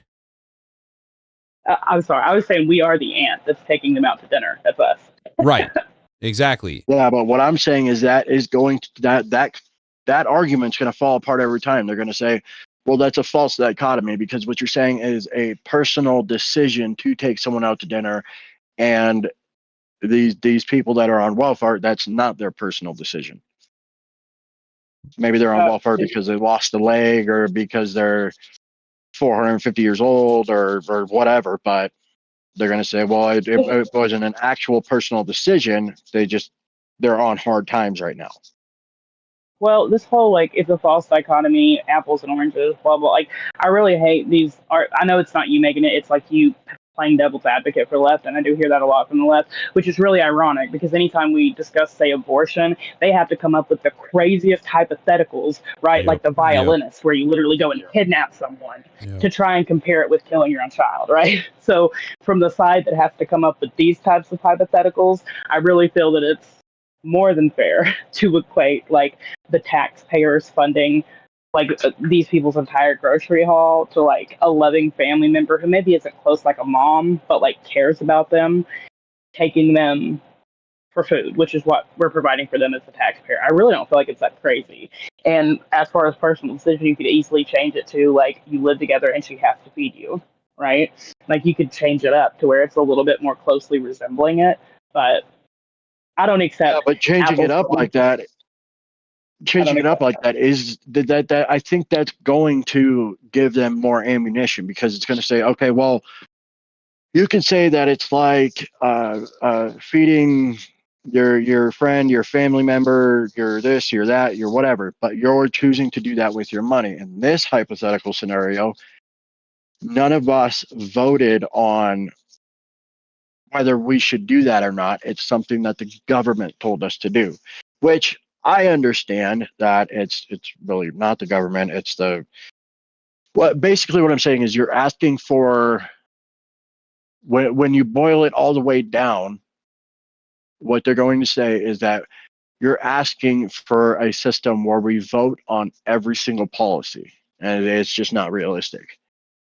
But the argument's been made also 100 times that all of the obesity that's happening in this country right now, the unhealth, are leading to all these doctor's appointments. And 90% of the time or more, I'm sure I could find an actual statistic, but I'm going to guess 90. The people who are on food stamps are also on their local Medicaid, their state Medicaid, right? Which means not only are taxpayers funding the shitty way that they're eating, but then when they get diabetes or they suffer a stroke or a heart attack, or say they just get gout from eating too much sodium, whatever it might be, and they're going to the doctor to take care of that or run into the ER, who's footing the bill? Right, the state. So it's one of these things where it's short term versus long term. And I mean, there's many, many ways you could help this initiative as well. I think a really great idea would be to hand out gym passes, the little $10 ones a month that you could get at whatchamacallit, the one with the pool, Planet Fitness, that they're always doing deals on, right? How about if you get ABT, you can have this $10 a month Planet Fitness membership. You can't take 4 of your friends, but you can go yourself and work out anytime, day or night. It's open 24 hours, right? Imagine how much money we would save in the long run by $10 a month at Planet Fitness. Just, it's long term versus short term. That's how health insurance, for example, looks at things anyway, right? And when we compare, we might spend 3 times as much money in the moment. We might save $40 trillion in 10 years. It's hard to say, but we would say, And I think that's the argument that the left is going to use, is they're going to say, okay, well, you're saying that we might save this and we might save that, but realistically, there's no data to support it. What the data is saying is that fat people have health issues, but what it's not is that those health issues are coming specifically from being on food stamps. what's something because you're on food stamps? It's like eating nutrition, health related problems. And there absolutely is evidence to show that impoverished people generally, whether they're on EBT or not, people that are below the poverty line have higher rates of diabetes, higher rates of heart attack, stroke, many health complications. That's because the food is so much more expensive when you try to eat healthy. And a number of reasons. Yeah, but and I get that too. And the whole thing of like, if we're gonna make it a rule that you can only have healthy food, do we increase EBT? Maybe by like $100 a month. But to be honest, once again, I come back to supplemental assistance. Like, this is never meant to cover anybody's health. Well, and what about if we're spending money on that kind of stuff, start doing community gardens at schools, learning to plant and grow on your own, but then providing for your community in that factor, so that you're providing organically sourced real food at for the people who really truly honestly need it. I think that probably would be a better route to take than starting a bunch of all these other corporations, which we don't really have to, because we've talked about before in the chat. We have these people. They're already there. Those departments are there. We just might need to add a person or two, or make them actually work for a living and not just lean on their shovel like all of the government contracted people do. Yeah, but then you're going to run into the issue of, you're forcing people to work, and you can't force people to work because then you're a dictator. You can't. But no, that's why I'm saying the dictator. Yeah. But that's what I'm saying is the schools. It's not forcing them to work. It's a growing experience. It's a learning experience. Every school in the community then grows a communal garden that is for strictly SNAP or whatever they want to call it. Who maintains that garden? The schools. That's what I'm saying. Is the schools are literally already teaching classes in themselves. In fact, in my area, I want to say there are community gardens that are done by schools. And we already pay them with our taxes as well. Correct. So then we're going to pay them to... No, we don't pay them extra. We just buy the food. That's it. Yeah, most of the children work on the little community gardens. Right. Yeah, nobody needs to be paid anything. Then they're going to go with the slave. They're going to go with the slave labor argument. They can all that they want, but schooling is schooling for a reason, and there are many things that they do in school that benefit the community. My kid already worked on a garden at school for no good reason other than I wanted to. Right. I think a good prescription to all these issues, which Dave mentioned early, is just a sense of community. More local, more everything, but having multiple generations living in the same household, like most of the world does, would save billions and billions of dollars. And plus, it's like, but the left. But, EBT, a lot of these welfare programs were an invention of the left, someone along the way, right? And yet, if you ask any single person that's even somewhat honest or good faith on the left, they're going to tell you it's a complete failure, or at least a major failure. It needs lots of money. I said honest on the left. Right? I'm an oxymoron. Oxymoron. But it's one of those, it's like, okay, well, you tried. You had your moment, and we see how that turned out, aka a cluster duck. So why don't you give us the reins for a few and see what we can do with it instead? Because we took your advice, and look where we ended up. Yeah. So like the chat says, so MSM Liars points out, who would get sued if someone dies of a foodborne illness? And that's actually a fairly decent question. As far as I'm concerned, what would be causing a foodborne illness in a community garden is my question. I understand that salmonella has been found on things and whatnot, but I was gonna say salmonella. Anytime you're gonna deal with providing the public with food, you're gonna have to follow every guideline that the farmers follow, every statute, everything. I don't see an issue with that, being that we're literally trying to bring the next generation up to do that, so they need to learn it. And you get a liability waiver. All the parents would sign a liability waiver. Like, let's be very careful. These are the especially don't sue us. Especially if it's literally like we're giving it to you. Like, I mean, beggars can't be choosers, guys. There's some level of understanding that we're literally giving this to you for free. Like, you have to be willing to take it for free or just provide for yourself. And if you can't provide for yourself, what are you going to do? I'm sorry, but what are we going to do if we can't provide for ourselves anymore? We lean on each other. At which point, how often can we lean on each other before we know no one has any money? That's where socialism, Marxism comes in.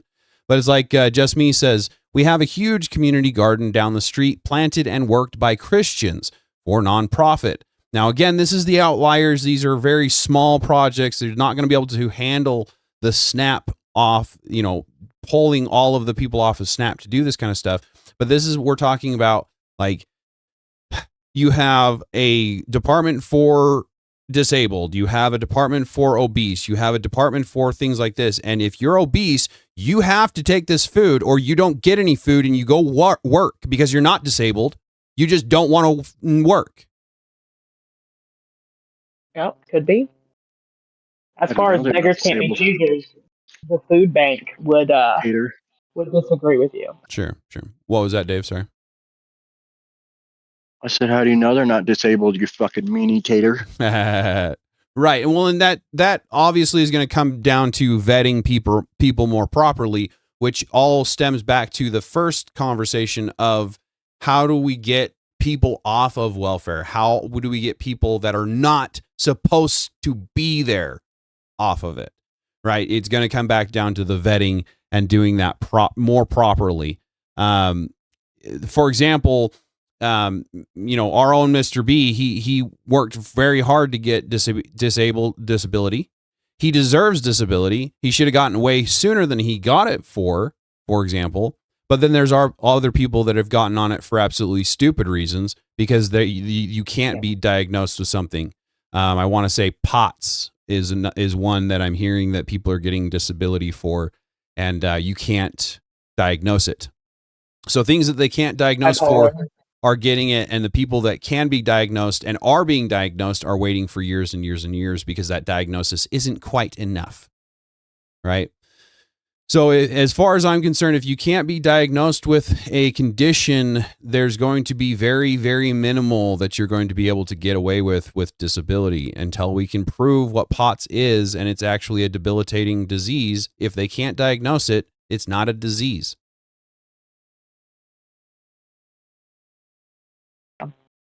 That's crazy. If it's not diagnosable, it's not on any actual form, DSM, whatever you want to call it. Obviously, that's not what I'm talking about. But you understand the medical form is going to have a list of all these issues. It shouldn't even be on there if it's not diagnosable. And if it's not on there and it needs to be diagnosable, get on our shit and make sure that it's able to be diagnosed. We have the technology to do all sorts of shit. I think the people we trust are using stuff against us. Sorry, one at a time there. What was that? Go ahead, Homestead. I'll have you start. I think the people that we're trusting are abusing our trust. That's fair. Who else popped up? I think we need to have a prescription for this problem, and I think Dave said it earlier, which is community. For some reason, we're one of the only nations in the world that doesn't allow multiple generations where we just don't culturally do it. We just drop them off in a home and pay thousands of dollars to take care of them. But we need community, more community. Right. Yeah, we need more Yeah, that's community. wild. We need more churches. Leia, go ahead. You were going to say something. No, I was just agreeing it's wild that we do that to our elderly. It's wild. Yeah. Have a good night. Just me if you're still watching. It was good to have you while we had you. Yeah, we'd say like billions of dollars, trillions of dollars, probably. Yeah. To be fair, I can't stand my mother, so that would be a hard sell for me. Too bad. She's very mean. That's fair. Let's see. So TNT says if they aren't a paraplegic, they are not disabled. That's interesting. So that's the thing is what do we consider disabled? And that's where it really comes down to where we need to probably change things around a little bit and make sure that Yeah, it's kind of a wild take. I mean, there's clearly people that have seizure disorders, that have fuck, dude, there's so many that absolutely are disabled without being a paraplegic. Yeah. I don't want anybody to think that was actually a take from TNT. I think that was just a playing devil's advocate, because in reality, we all know that there are people that are disabled that can't go to work every day, like the one that just jumped on the panel. Go ahead and speak your piece while you're here if you want. I heard someone say something about only quadriplegics were disabled. Yeah, like I said, I don't think that was an actual take, but go ahead and put your piece in, B. I have a rare genetic disorder that causes me to have seizures whenever I get overly stressed. I don't sleep enough. I sleep too much. The weather goes wacky for some reason. It rains. The Thanks for joining me, Cool. Weather Appreciate is you. just too cold today for some reason. So, riddle me this: if I am not disabled because I'm not quadriplegic, what work center could hire me if I can't promise them my time? Exactly. Well, and what's really sad Call center? well, and I was actually just about to get to that. But even then, give a me, call center is guys, give me a gonna say- second, please, for a second.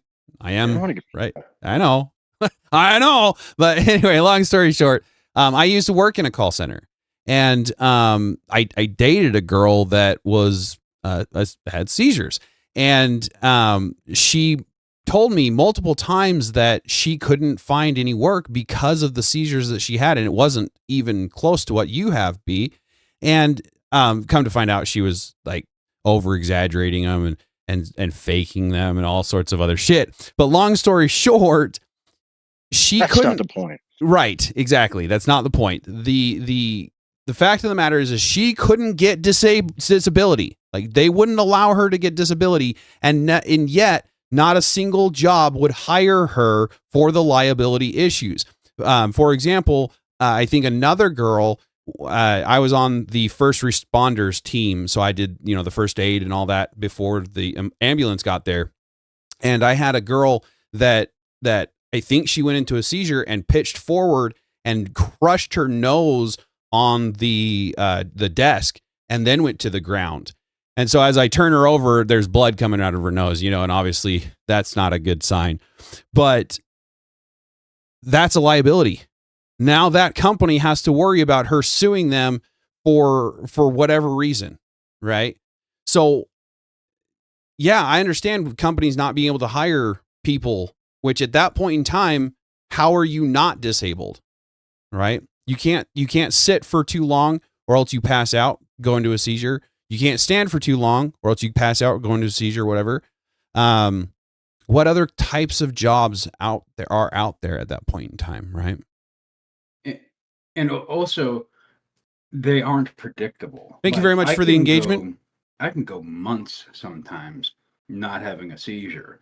But then here, like in this last 3 weeks, I've had about one or two a week. It's just It's rough. you can't be reliable if you can't tell your boss when you can be at work. Exactly.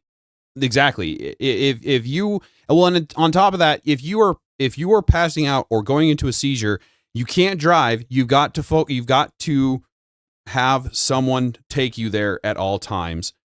That becomes a burden. That becomes a difficulty.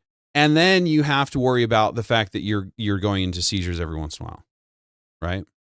Well, and think Go about ahead. this, Tater. You do construction, so you've heard every excuse in the book. Yep. Like for instance, I don't know how many alternators have to be replaced. I mean, that's the excuse. Like every other time someone calls out, it's an alternator, it's a flat tire, it's this, it's that, it's whatever. Right. And correct me if I'm wrong, and this is no slight at anybody, but correct me if I'm wrong, but it's almost easier sometimes to know that you don't have somebody for a job than it is to depend on somebody and them not show up. True. Right. Right. And You know what I'm saying?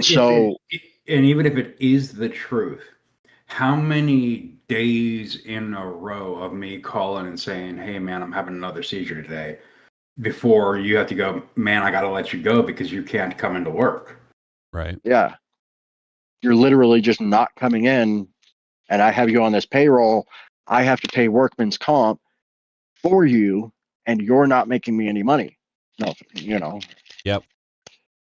it's nothing against the person, but in a realistic world, you're looking at it like when I owned my construction business, I was looking at it like, okay, I'm having to pay workman's comp for this person. You have to pay in the state of Arizona, you have to pay per person you have on payroll. So Hold I'm having to pay. on, Dave. Sorry. Trey, are you just about to head out?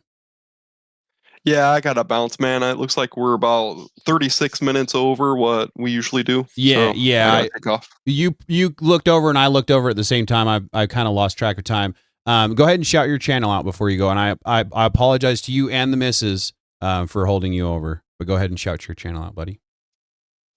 Thank you. No problem. Thanks for having me on, Potato. You can find me on YouTube, Trey_SELOR. I make video game content and original videos like Blade Runner, crossed over with the Where's Waldo universe. Nice. Thank you very much. Rip Charlie Kirk. Heck yeah, man. I appreciate you. Again, I apologize for going over. And you have yourself a wonderful night, sir. All right.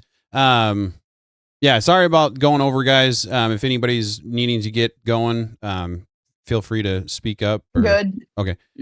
So let me just make a point. Like, let's say there is a job that I could do. Like, I think he cut out. Oh, that's the weirdest thing in the world. What the heck is going on? That must be on my side, guys. Hold on. Homestead, can you hear me? Let me freaking exit out and try back in, I guess. What the heck just happened? Can you hear me, guys? Nope.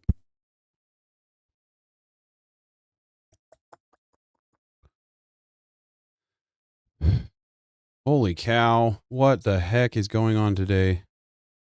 Let's see. I don't know if this will work either. Nope. That's not going to work. Hello? Hello? Nope. Try exiting out of Discord and we'll see if we can get back into it. I don't know. This is weird. Shift escape.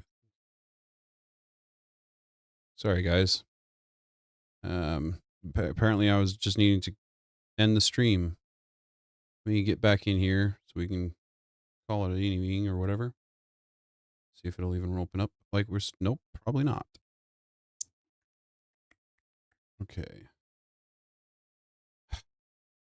Delete.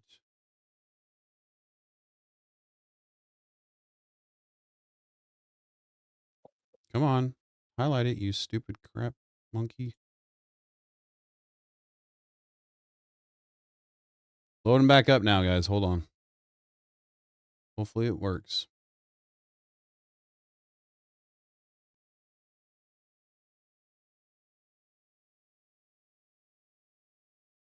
Can you hear me? Oh, I can hear you now. Jesus. Everybody else dipped. Looks like they were having a server outage. Oh, is that what it was? Of course. God. All Right in the middle of a like crisp moment where I was like Yeah. talking about stuff. It was going good. I well, mean, shoot. I'm willing to jump back in and restart and finish my thought if you want to just finish up. Yeah, if you want to go ahead and finish your thought, we'll just go ahead and finish out right here. Oh, Dave just hopped back in. We'll go ahead and hop back over there. Yeah. Holmes is there too. Okay, sounds good. All right, let's get this back and going, okay? Can you guys hear me at all? No? Still not in this room? What the All right, well, I guess we're going back to the other room. Helmstead, can you hear me? Can you hear me? No? We can't even hear anybody in this room either. Okay, well, I guess that's a sign, I guess. Shoot, that is obnoxious as all get out. Holy cow, guys. I am sorry about this. I don't think it's my fault. I thought it was my fault at first, but I guess not. I don't know. Let's see. I'm seeing night later, Trey. Have a good night, buddy. I appreciate you. I tried restarting Cleaner. I appreciate that comment. Leia, appreciate you being on the panel. Can you guys hear me at all still? No, I don't think this is going to work. I don't know what's going on. We were just talking. We were just be able to talk. Anything in this one? Still not even seeing my line come up on that one. Nope, still not that one. Okay. Got voice down here? Oh, well, there it is for a second. Boy. Okay. Okay, so can you remember where you were, B? Live? Yeah, I think we're good now. Okay. All right. So my end point was going to be, let's say there is something I can do in this world, like, I don't know, become a moderator on a YouTube channel, and eventually it makes me enough money that I can survive. You know what I'd stop doing? Taking Social Security from the state. I would give it back and pay back what I owe. Because now I can actually work a job, or there's some kind of work that I can actually provide, and there's some kind of money, some kind of system, some kind of way for me to make money. I haven't seen I'm not trying an to update live come off up. the government forever if I don't have to. But if I do have to, and this is my life, this is my life. That's fair. Well, and that's that. So not many people would ever even say that they would be willing to pay it back. So that's an honorable thing there for sure. But the only reason. Wait a minute, didn't he already pay his duty? I His debt? was just about to say that. Yeah, I agree with you, Homestead, fully. You are a military veteran. If anyone deserves to be provided for and then be able to make some money on the side, it's you, buddy. But how much money do you think that you'll make is, you know what I mean? Like, I hope that we get there, right? But if we don't, you deserve that. Again, if anybody deserves it, the military veterans above all else deserve it. I appreciate that. Thank you. Yeah. Just for the vaccinations you were forced to take alone, dude. I just, I don't like feeling like I'm taking a handout. But you're not. Well, and that's the reason that we're willing to provide for you. That right there, that attitude. So anybody else that's out there listening to this podcast, We care about you that has the attitude that our own Mr. B here has.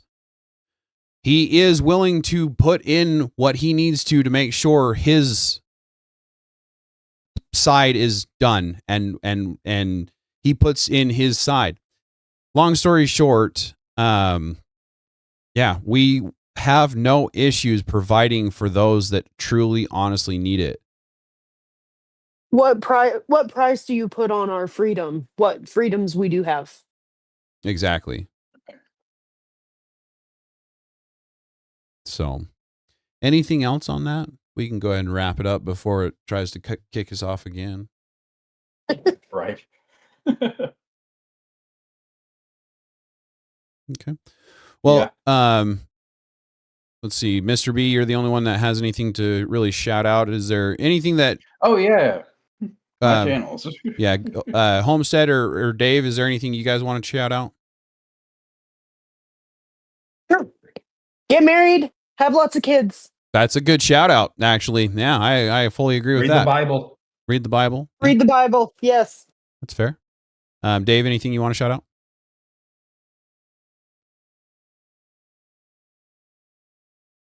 I wonder if he's down. Hello. I know, right? Dave. This internet or this Discord or whatever's going on. All right. So go ahead, Mr. B. You can go ahead and...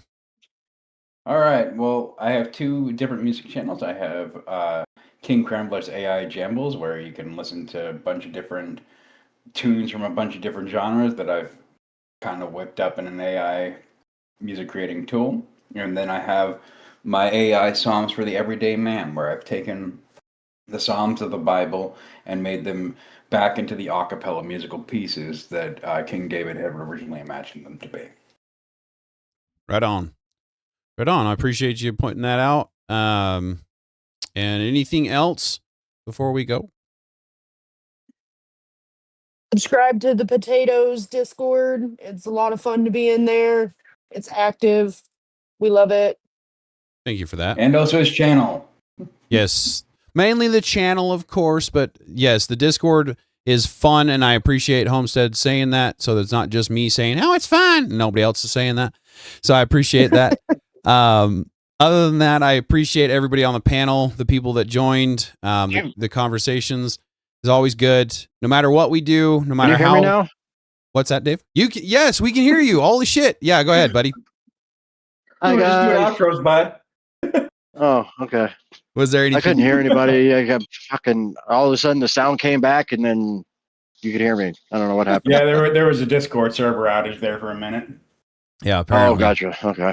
So is there anything you wanted to shout out before we close up, Dave? I don't think You were saying so. read the Bible. Yeah, read the Bible and send potato money, you cheap bastards. Thank you very much for that. Yes, Links in guys. the description. Thank you. Thank you very much, Dave. Yeah, I won't say anything until you guys are done. You guys are good? Good? Okay. Yep. All right. Well, you guys have a wonderful evening. Again, thank you very much for being here and engaging with me. You have yourselves a wonderful night. All right, guys? God bless. You too. Bye.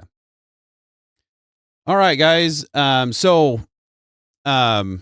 If you haven't subscribed, please subscribe, share, like.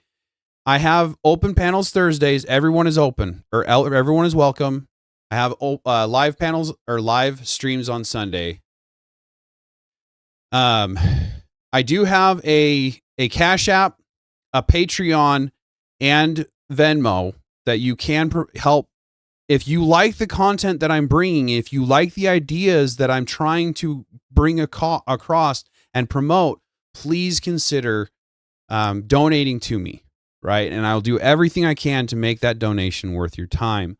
On my Patreon, I'm going to be starting to list my shirt designs and ideas. I am slowly working on building a joint with a printer here where not here, but I've found one online, right? Here online, whatever. Anyway, long story short, it's a very small company, so I don't know exactly how it's going to work out yet, but I'm going to be starting to do that. So if anybody's interested in a shirt, please get a hold of me on Discord or Patreon. Other than that, please feel free to comment, right? If there are some topics that you would like to hear discussed, please come join us, discuss them. But if you don't want to, please leave some comments with some suggestions on further conversations. As for right now, please take care of yourselves out there. All of you are very important to me. No matter how much I disagree with you, life is important. Please remember those Second Amendment rights within the United States and always keep them handy, for your response time will always be faster than that of the police. And I want to keep you around. I do.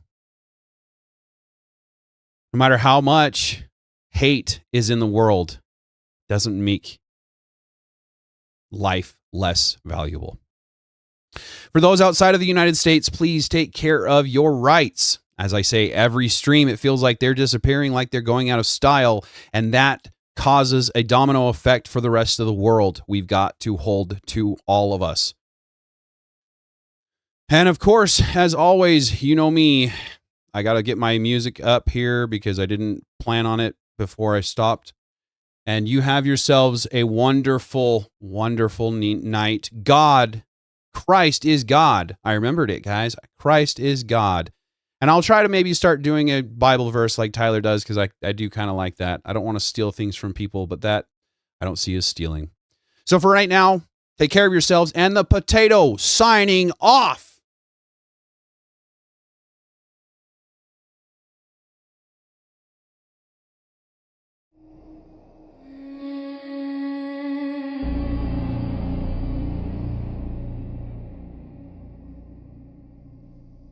Signal in the static, faces in the light. Every screen's a mirror, but none of them are right. 1,000 different stories, a million points of view. Every voice is louder, nobody knows true. They stitched another moment, frame by frame tonight. Another perfect memory, manufactured in the light. A voice that never spoke, a face that never cried. Truth that never happened, but everybody buys. Did you see it? Did you hear it? Did it happen that way? What's real anymore? Tell me what's real anymore? Every face can lie, every voice can morph. What's real anymore? Truth is just a war between the things we see and the things we're shown. The cameras never blink now, the edits never sleep. Reality's a puppet, and someone pulls the string. Memories are filters, history rewrites. Truth is just a shadow behind electric lights. Did you see it? Did you hear it? Or did the machine decide? What's real anymore? Tell me what's real anymore? Every voice can change every truth distort what's real anymore. Lines we can't restore between what we believe and what we record. If the eyes can lie and the ears deceive, if the past can change every time we see, if the truth can break in 1,000 ways, tell me who decides what reality stays? What's real anymore? Tell me what's real anymore. Every truth we knew drifting out to shore. What's real anymore? Open every door, but the deeper we go, the less we're sure. Signal in the static, voices in the noise.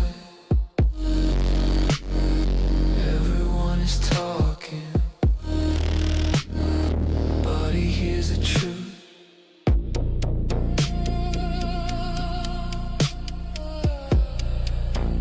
What's real anymore?